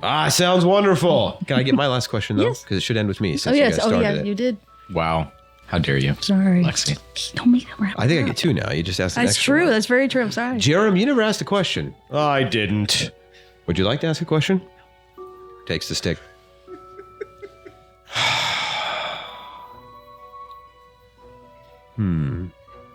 He looks at Lumen. I'm stealing the question from my friend. If you could have anything in the whole world, the whole planes of existence, since you're from the Fae, what would it be right now? His voice.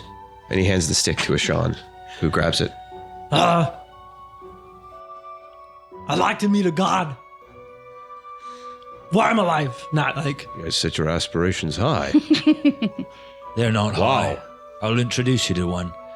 And Ashan goes, and I'll take the final question, since you guys took an extra. Oh, you're not there. Nope, I'm not Bummer. there. This is a great plot device you guys have given me. Oh yeah, dude. This is fun. That's why I didn't want to go.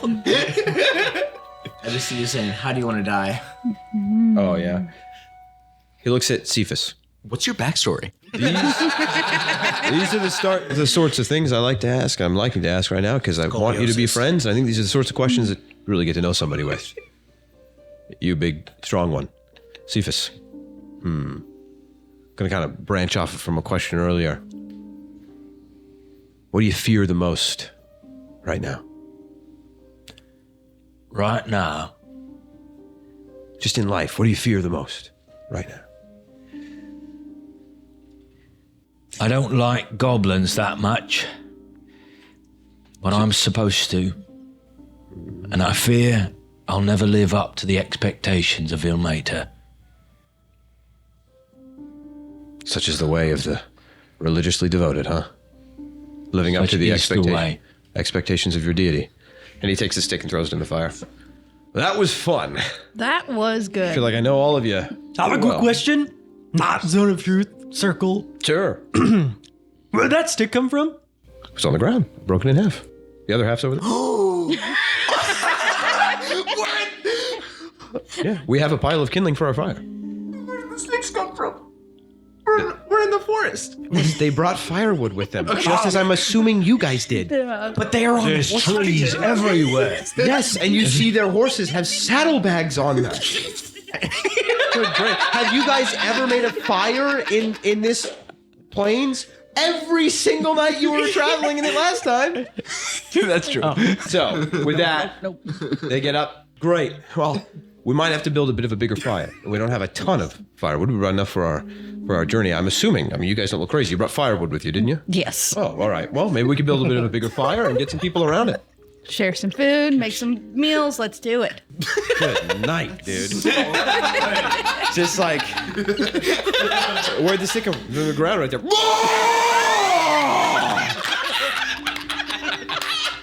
All of those moments of like maybe possible deep lore character-based exploration, and then the thing that sent you guys over the cliff's edge. He goes, I broke the stick from the ground. Oh! That wasn't good. It's like, you guys were like, well, you know what? I guess we can trust him. Wait. Everything went out the window. Every truth they just told. Wow. Okay. So when I cast that, Yeah. do I know who succeeded or failed? They all gave into it. Oh. They all gave into it. All right. So with that, you guys make camp. Just an evening of camp. You guys hang out with these guys. Anybody that would like to hangs out. They're fun. You have some fun. They tell some stories. And Storytelling, the violence broke out. yeah, I mean, is there any particular story you wish to, I mean, they would say, you know, hey, you know, like as you guys are kind of just hanging out, talking around the campfire, which is like a very normal thing, chatting around the campfire, you know, normal, fun conversation. Unless there's something specific any of you want to talk about with each other or with one of them. That was your opportunity. Just switching, swapping stories if they have anything new. Yeah, so he would, while that's going on, he would come to you and be like, you know, you mentioned earlier you want to talk about stories. Are you a bit of a appreciator of storytelling yourself? Absolutely. Oh, the three of us love to tell stories to the kids at home, sit in the taverns, and I do the most of it. Amazing. If you have any new ones coming up, I haven't been in a storytelling group in a bit. I've got one. There once was a man named Ilmonta. He was a good man. Ilmater loved him, and he loved Ilmater. But one day, Ilmater had a special task for him. He said, go now to the evil ones across the land, the hated ones, the ones you despise. Il Monte did not want to go. So instead he looked at the evil ones, the place where they resided, and he turned around and he went the other way. He ran and he ran and he ran and he ran. And when he was in the desert, a sandworm came up from the ground and swallowed him whole, it did. He was lost. There in the belly of the sandworm, he wept. I'm sorry. I'm sorry. That's what he said. While he was in the belly, he'll make to forgive me. I should have listened, I should. And he'll make to had pity on him. And if by magic the sandworm travelled the other way, down towards the evil ones. Now Il Monte was scared, because Il Monte was a kind god. Il Monte thought that Il Monte might forgive them. And when Il Monte and the sandworm got to the evil ones, he was spit out of the belly. He spent 1, 2, 3 whole days in the belly of the monster. And when he was spit out, there he was, in front of the evil ones, the despised ones, the despicable ones. They was ugly to the core, they was.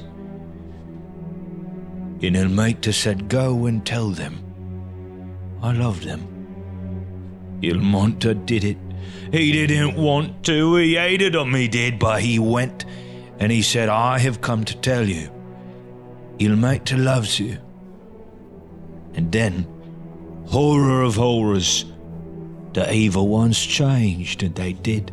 They gave up their evilness in the face of such tremendous love. You'd think this made Il Monte happy, but he was mad at the kindness of Il Monte, mad that he would forgive him for that.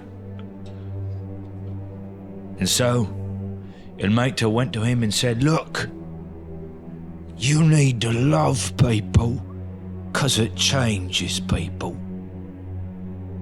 I like this story, 'cause I'm not very good at that. Not yet. But Il Monte does love you. Il Monte's a good man, but he gets it wrong. Kinda like me. Right, Clonus? High five. All right, now tell the scary one. That was a good story. All right, tell a scary one. You guys are from down in by the oceans. Down in Merkban. Merkban. You guys do ever much sailing or hear any of stories of krakens? I've heard a story of a kraken. I think Jerem has a good kraken story. I have a good kraken story. So, long ago, well, no kraken story is really a good kraken story because everybody always dies. Very true. Kraken always wins.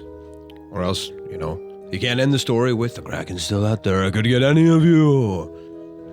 So not my favorite kind of story.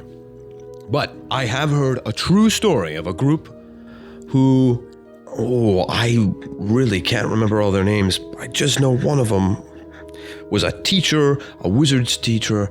He got tired of teaching and being criticized for his work, and he joined and bought a ship and captained a crew, probably shouldn't have, and they got swallowed up and eaten by a kraken. It's the only thing I know about a kraken. It's not very cinematic. Crazy. It's kind of a whoa, a tale to, maybe stay in your lane. Whoa. Yeah, I thought it would be more exciting, Jerem. I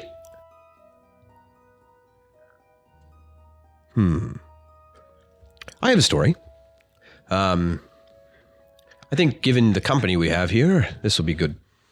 According to legend, a group a whole lot like yourselves, known as heroes, roamed these lands long ago. But not so long ago that everybody's forgotten of them. Roaming Reskelia, they did things for the people.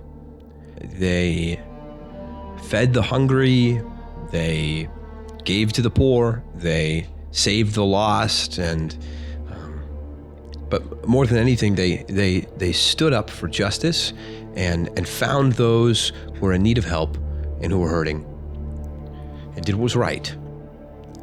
But they have a bunch of tales of things they did, fighting off the Bullets in the mountains and finding this strange giant lizard made of lightning and fighting off that over in actually up in Stillholde. But the thing that makes it most interesting, and I think more of an application to a lot of you, it is said that they went deep into the canyons up north, disappeared, and no one ever saw them again. Oh, when was that? Would have been 30 or so years ago. Canyons of Raskelia in the north? Canyons north, yeah, between Raskelia, what divides Raskelia and Taparesia. Went into those canyons, supposedly looking for investigating a great evil. No one knew what it was, but they never came back. What was their name? The Gilded Cipher. Not the most exciting story, but I figured, a group like you guys, be careful. If you get asked to go up there to fight a great evil, maybe don't. But if you do, know that others have tried. Others, I think, more powerful than you. Do you know what that great evil was? Like I said, nobody knew. Dang. Well, I assume they knew. And whoever asked them to go probably knew. But the story goes, they went in to investigate some great evil and never returned. But maybe a more localized story. You said you wanted a scary one there, Cephas. Again, according to legend, about this one, I have some experience with. This road, the King's Road between Tredeacre and Stillholde, is haunted. Oh, no. It is said that a wandering spirit of late night Vorden Breo, wanders this road. And a lone wanderer will encounter him. One of the reasons why I don't travel this road alone. But it is said if you're traveling alone, he will find you. And he will rip out all of your entrails. Buddy system. Everybody has buddy system. What's a fear check? A fear check? Roll a wisdom saving throw. But more importantly, the story. Go ahead. 11, yeah. Titus is in his shell. Okay, cool. Okay, cool. Vorden Breo was said to have been a holy and honorable knight in service of the High King himself.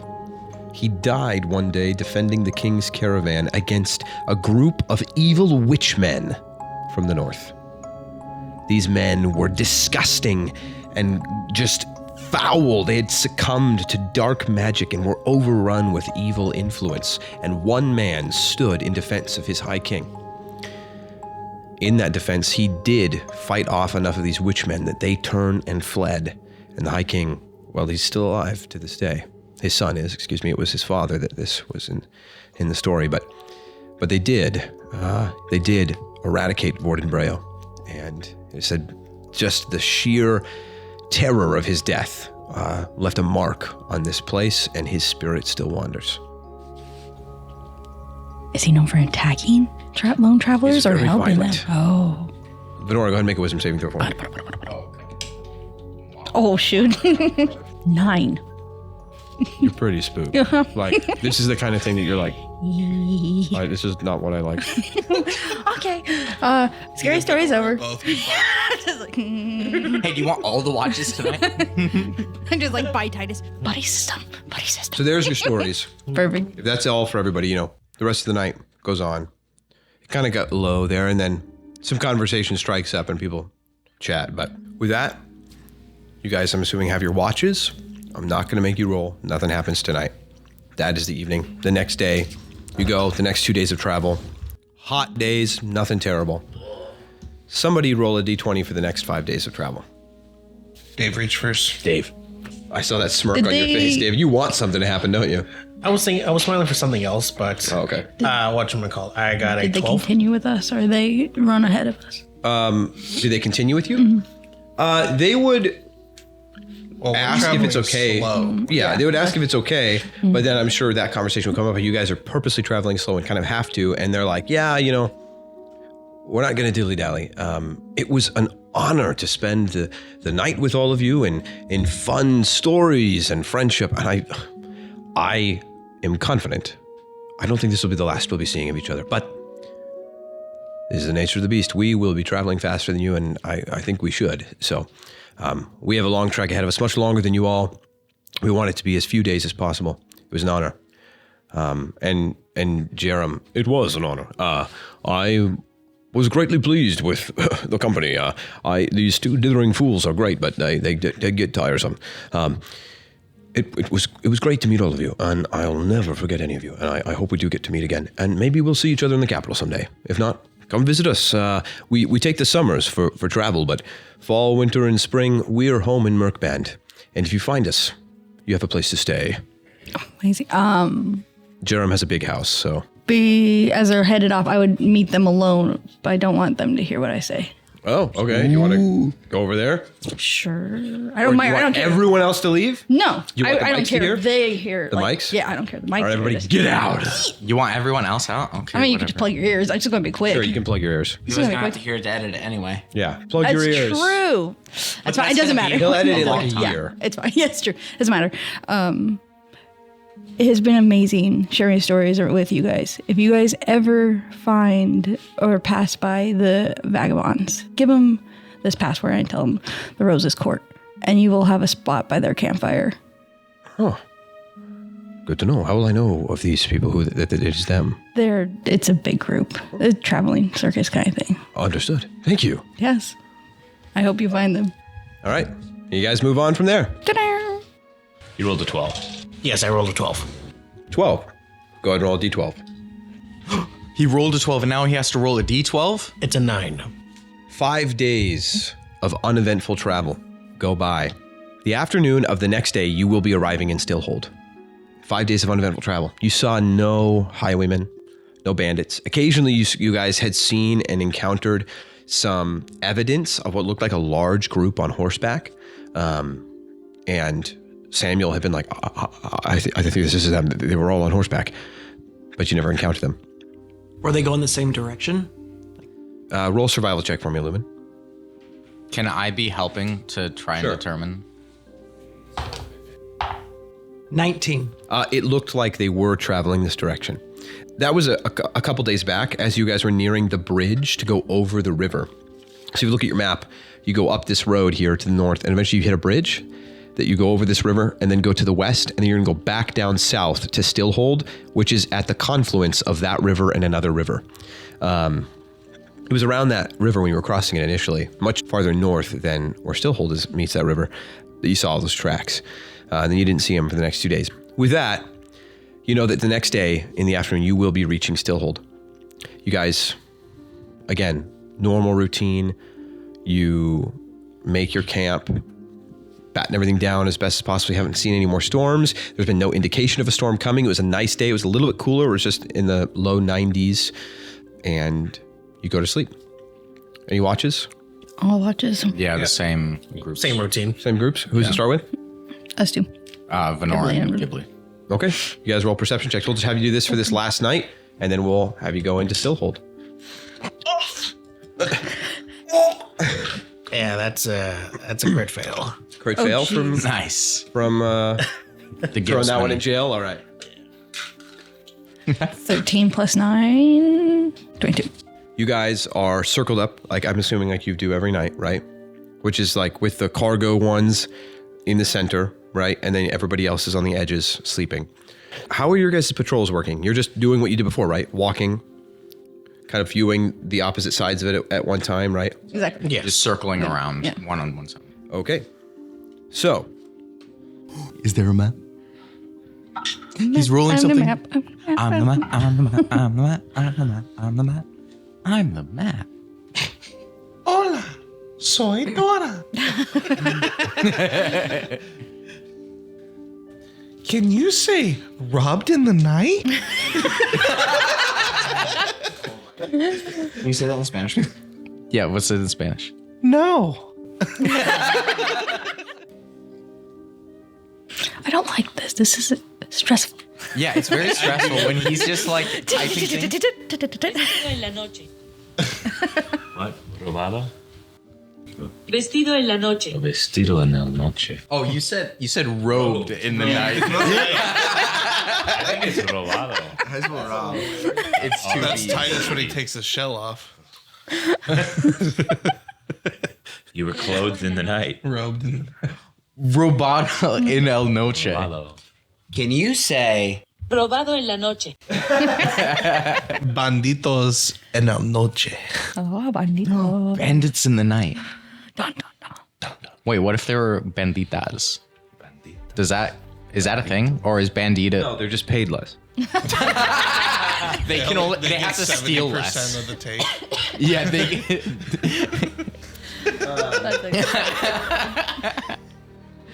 Oh my goodness. Okay. Ghibli, you're walking quietly as you can, within reason, right? But you're not stealthing around. And then you take a step. It's quiet. Every step is quiet.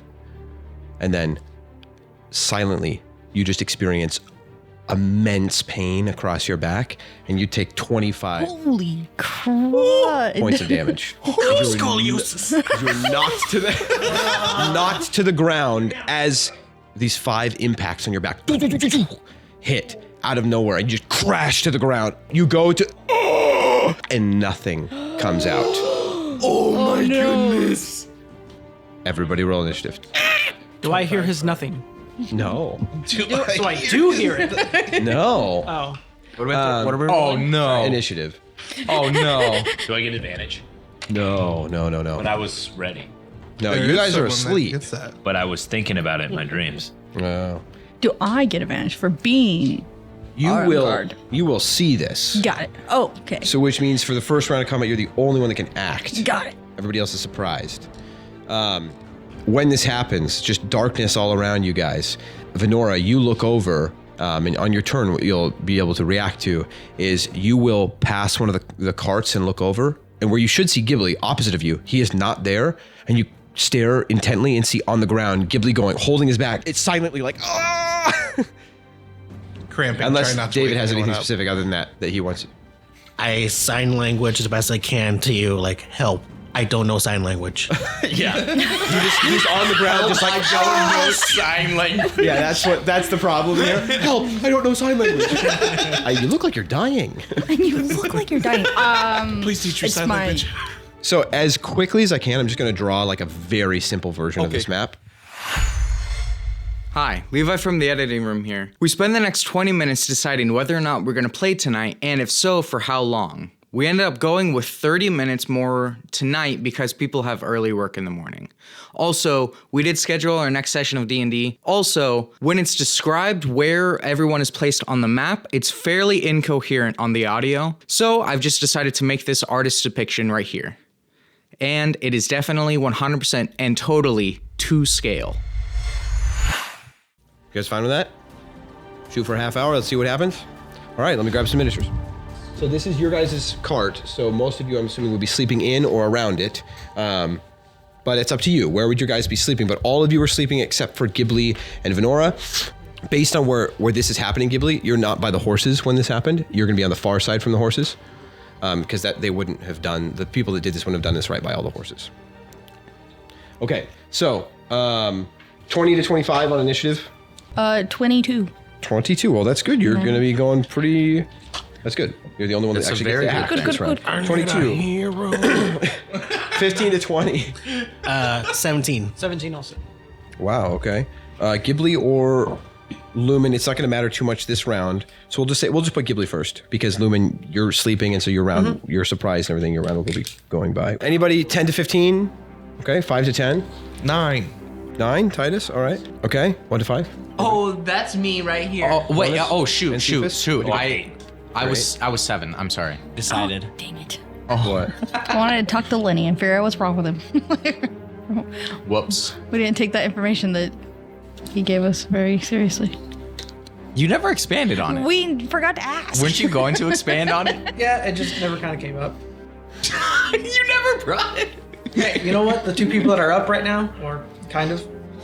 It's been days. Yeah. Ghibli, you see this horse You don't hear it at all. As it gallops up to you silently, looking down over you, you see on top of it this hooded and cloaked figure. In his hand, you see a bit of red energy collecting in his palm as he stands over you. Venora, it's your turn. You just passed that cart. You look over, see Ghibli on the ground. This dark horse and rider just over him. It's very dimly lit because of people's lanterns and stuff in their wagons. That's all you're able to see this by. I see him on the ground. I see the horse. Is this a reaction or my turn? This is your turn. I would yell, under attack, everybody to their stations. And then I'm right near Lumen and Holik, so I know that they'll hear me. And you guys, I'm sprinting to the center, so they're going to hear me. It is silent out here. Everybody hears you. Ghibli, you do not. Okay, so everybody hears me. I message to... Ghibli, you do not. Okay, so everybody hears me. Wow. I message to one of the dads. I know who he is. I just messaged him and tell him... Get the kids. Get kids underneath carts. Underneath the center carts. Okay. And then I am... Do we need to roll to wake up? Wakes from a dream with a voice in his head. Clonus says? No, that guy. Yeah, he's like, get the kids, got it. Get the kids now. Okay. So with that, you all, I'll say, wake up. You don't get to take a turn this first round because you're technically surprised. But I will just say you all wake up in your respective places. So with that, Ghibli, you are also surprised. Hurt. You are not paralyzed. You got knocked to the ground. Being surprised, you don't get to take any actions. You do get to move. That's part of surprise. So all of you on your turns, if you guys want to move, you can, but you don't get to take any actions, excuse me. So, Ghibli, you see standing over you on a horse, this person, charging up some red energy. What are you doing? I'll stand up and quit as fast as I can and use the remainder of my speed to back up into the center. Okay, so he can stand up and go back. You want to go towards the center of the... Yes. Yep, okay. And you holding, I'm assuming, holding your Yes. weapon, right? All right. This guy looks at you, all right? But you see him, you're clocking him, looking right dead in the eye. With that, I was supposed to go before you, but I'll have him go now, but he's actually before you, sorry. That enemy, he, we'll say, just toyed with you a little bit. He steps forward on his horse, not forward towards Ghibli, sorry, but just this direction, like the way he was facing. And he just went, he only moved one square. He turns and he does unleash this red bolt of energy towards you. He misses. And just this quick, like, dodge to the side, and you throw up your rapier, and it just splits this bolt of fire in the air around you. Just throw up your rapier. Yeah, you throw it. You're a sword swallower, apparently, too. Divides it in half. And he his eyes kind of now clouded by his hood. With that, he will actually stay there, kind of accepting this duel with you, a mage and a duelist. Lumen. You wake up. You can move. What are you doing? You want to use half your movement to stand up? I need to sleep on my stomach. So I can't fly from my stomach. Fly from, well, we'll decide that later. You stand up, using half your movement. You got 15 feet left. What do you want to do? There's intruders. Get to our spaces. From that spot at the moment, do I sense anything like people-wise, where people could be or People-wise? sounds? Yeah. What's your passive perception? 17. 17. I will say, as you stand up, you kind of like turn away from the crowd in the center of the crowd. You look out into the darkness, and you don't notice anything at first. And then just this dark clothed person, and they're training a crossbow right on you. Neat. And then here, they're both within about 15, 20 feet of you. That one, this dark cowl and cloak all around him. This one is holding both of his hands above his head, and where his hands meet, this bolt of energy is extending from it, and he's about to shoot it in your direction. I'm gonna yell real quick and be like, "We got company! Get up!" And as you say that, you get hit with 3 bolts of red energy to the chest. 12 damage. Force damage to your chest as that red energy in that guy's hands shoots out 3 bolts of energy. You get hit. 12. Yeah, are you moving at all? I'll back up by our cart, so I can kind of like have partial cover, I guess, in a sense. Yeah. Okay. Sounds good. You got partial cover from that one with the crossbow now. Okay. The guy that is not a mage with the crossbow in hand rides up. No longer in partial cover, takes a shot at you, Lumen. 19 to hit. That hits. Okay, 6 piercing damage as it just glances past your thigh, but does some damage there. And then the rest of them. You all begin to hear the loud now of horses just circling your guys' caravan as they get close, barely into eyesight or eyeline, and a crossbow shot gets shot towards Oberon. That's a natural 20. Ooh, shoot. Misses. 11 piercing damage to Oberon. That is a lot of damage. Is he still alive? Yeah, he's... All right, so Oberon, and then the other one to the other side shoots Oberon as well. If he wasn't awake before, he is now. That is a 19 to hit. Hits. And then 4 piercing damage to Oberon. Is Oberon laying down? If he's like prone, doesn't that cause disadvantage for? Yeah, he's laying down. I didn't ask. I'm sorry. He doesn't technically have to sleep, so it would have been up to you what he was doing. He's not sleeping. He's just keeping up. He's watching out. Okay, I'm gonna say he probably wasn't prone then. He was probably watching. up. He was probably up? We'll leave him Okay. up. All right, same with Elmounter, Matt? Up, or was he lying down? He doesn't have to sleep, but he could. I mean, yeah, he was lying down. I was using him as a pillow. Okay, that makes sense. So then these shots against Elmounter will be at disadvantage. Byron, here, you can have a D4 of inspiration. Okay. 2. Actually, you get to roll the D4. I'm not going to roll it for you. Well, I'll let you roll it. you can have the 2. Okay, a shot at Ilmounter misses. You just, as you're waking up, you watch as just glancing over Ilmounter's head, this crossbow bolt, when he like looks over in that direction, and then from behind him another one. It's a natural 20, but disadvantage. Rolling good. I did roll well. Yeah, that's a 19 to hit. Actually, it's a 21. Excuse me. My goodness. Okay, that is 8 piercing damage on Ilmounter.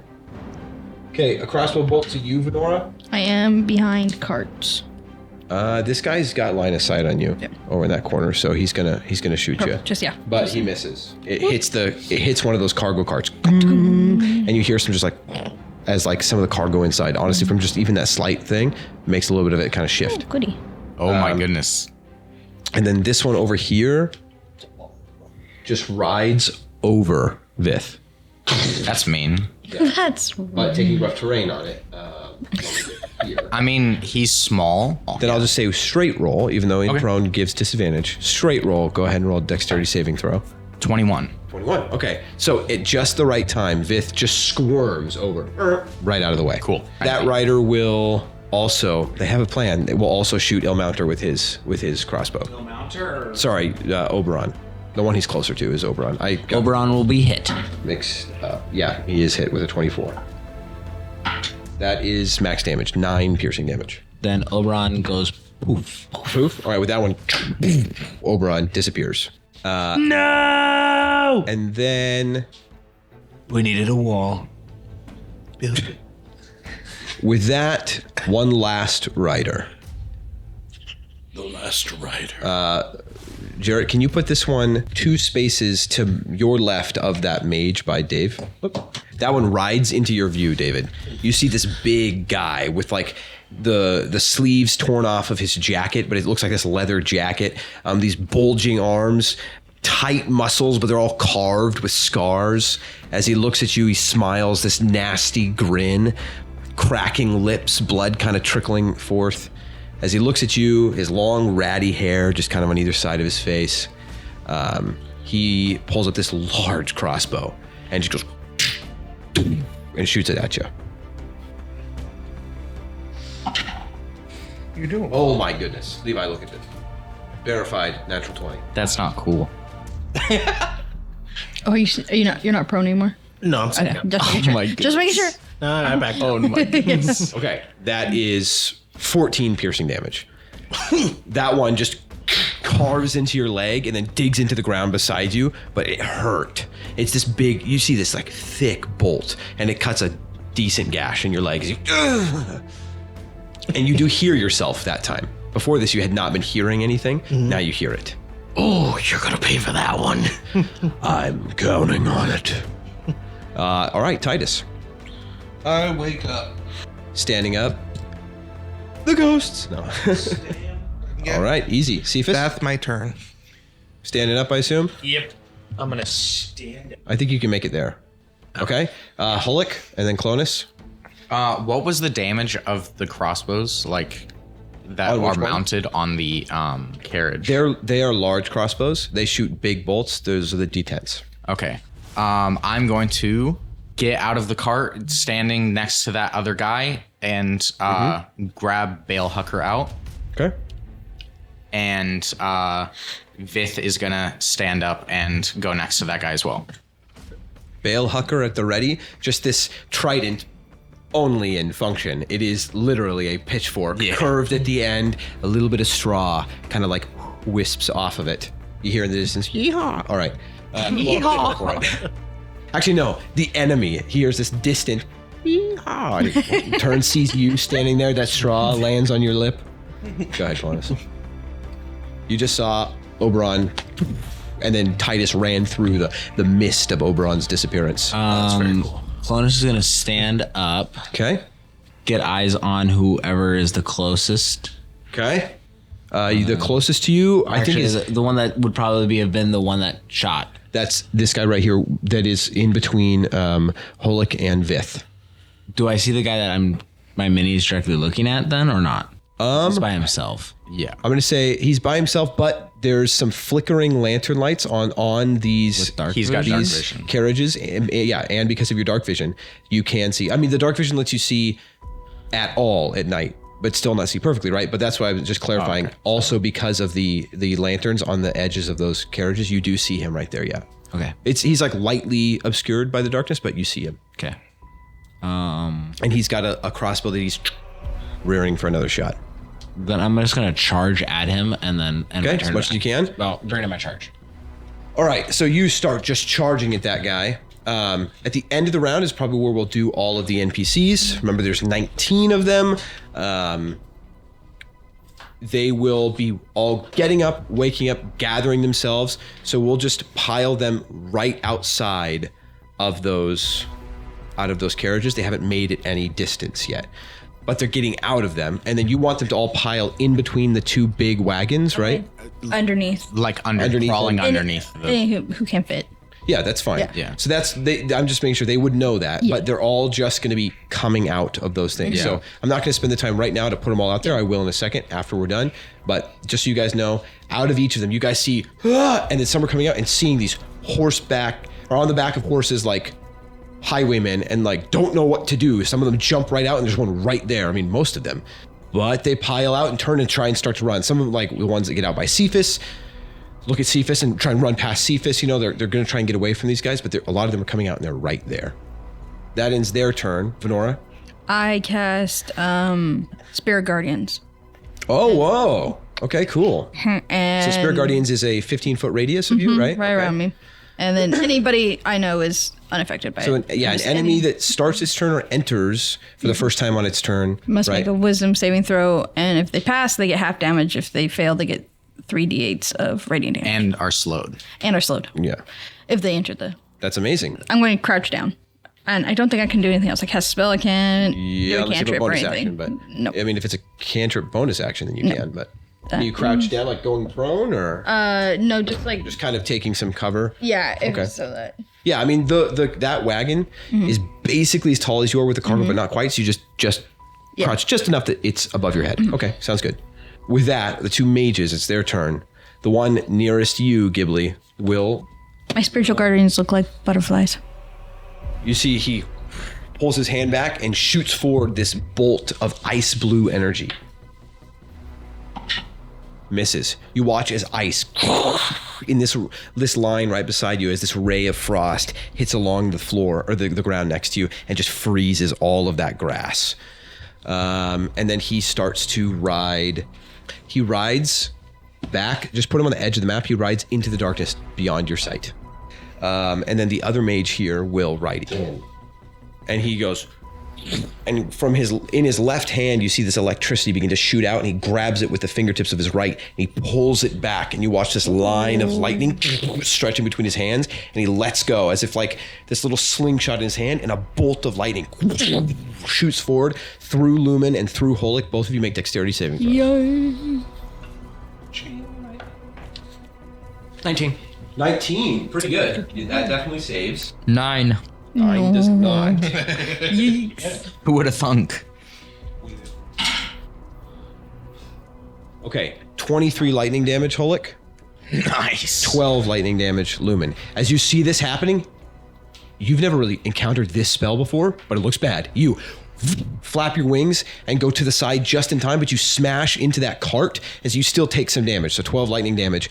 And Holik, you're looking with the bale hooker at this guy the other direction, right? Looking at him up on this horse. You hear just the beginning of this, fairly decent perception, right? You hear it and kind of see the flash of light and look just in time to look it dead in the eye as this thing just racks through your body. It's painful. With that, the guy with the lightning bolt, just you see lightning crackling all around him. And these horses right here are freaking out. Many of them are just immediately now running away from the post in the center that they're all tied to, the posts that they're tied to. Some of their ties begin to snap as they're trying to get away. So a couple of them are already running off in different directions, and all of them are just freaking out. You guys all look around and see you're surrounded by bandits and highwaymen on horseback. All of them have surprised you. It is dark. You can barely see most of them, and there seems to be 2 semi-decently powerful mages amongst them. You're surrounded. It doesn't look good, and that's where we'll stop. I didn't even swing once. I know.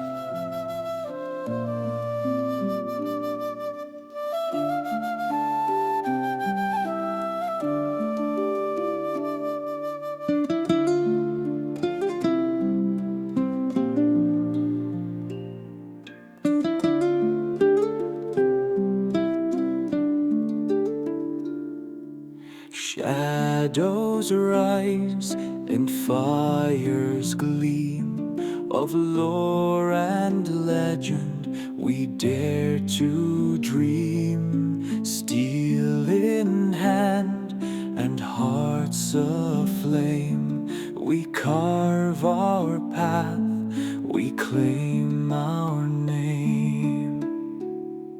Raise the blade, sound the cry of lore and legend. We'll never die. We fight as one, the people's hand, their hope, their strength across the land.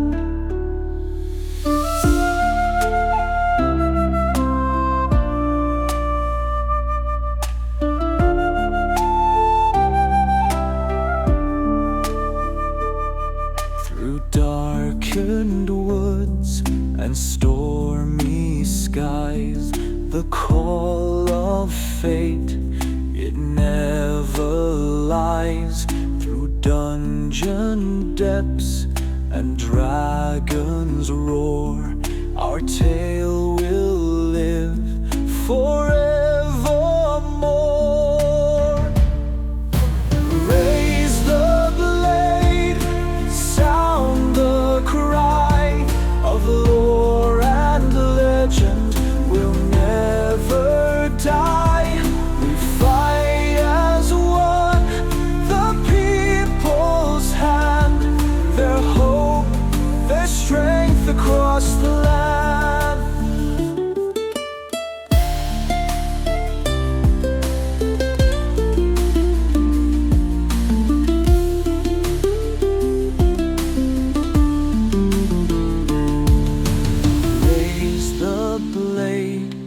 Sound the cry of lore and legend. We'll never die. We fight as one, the people's hand, their hope, their strength across the land.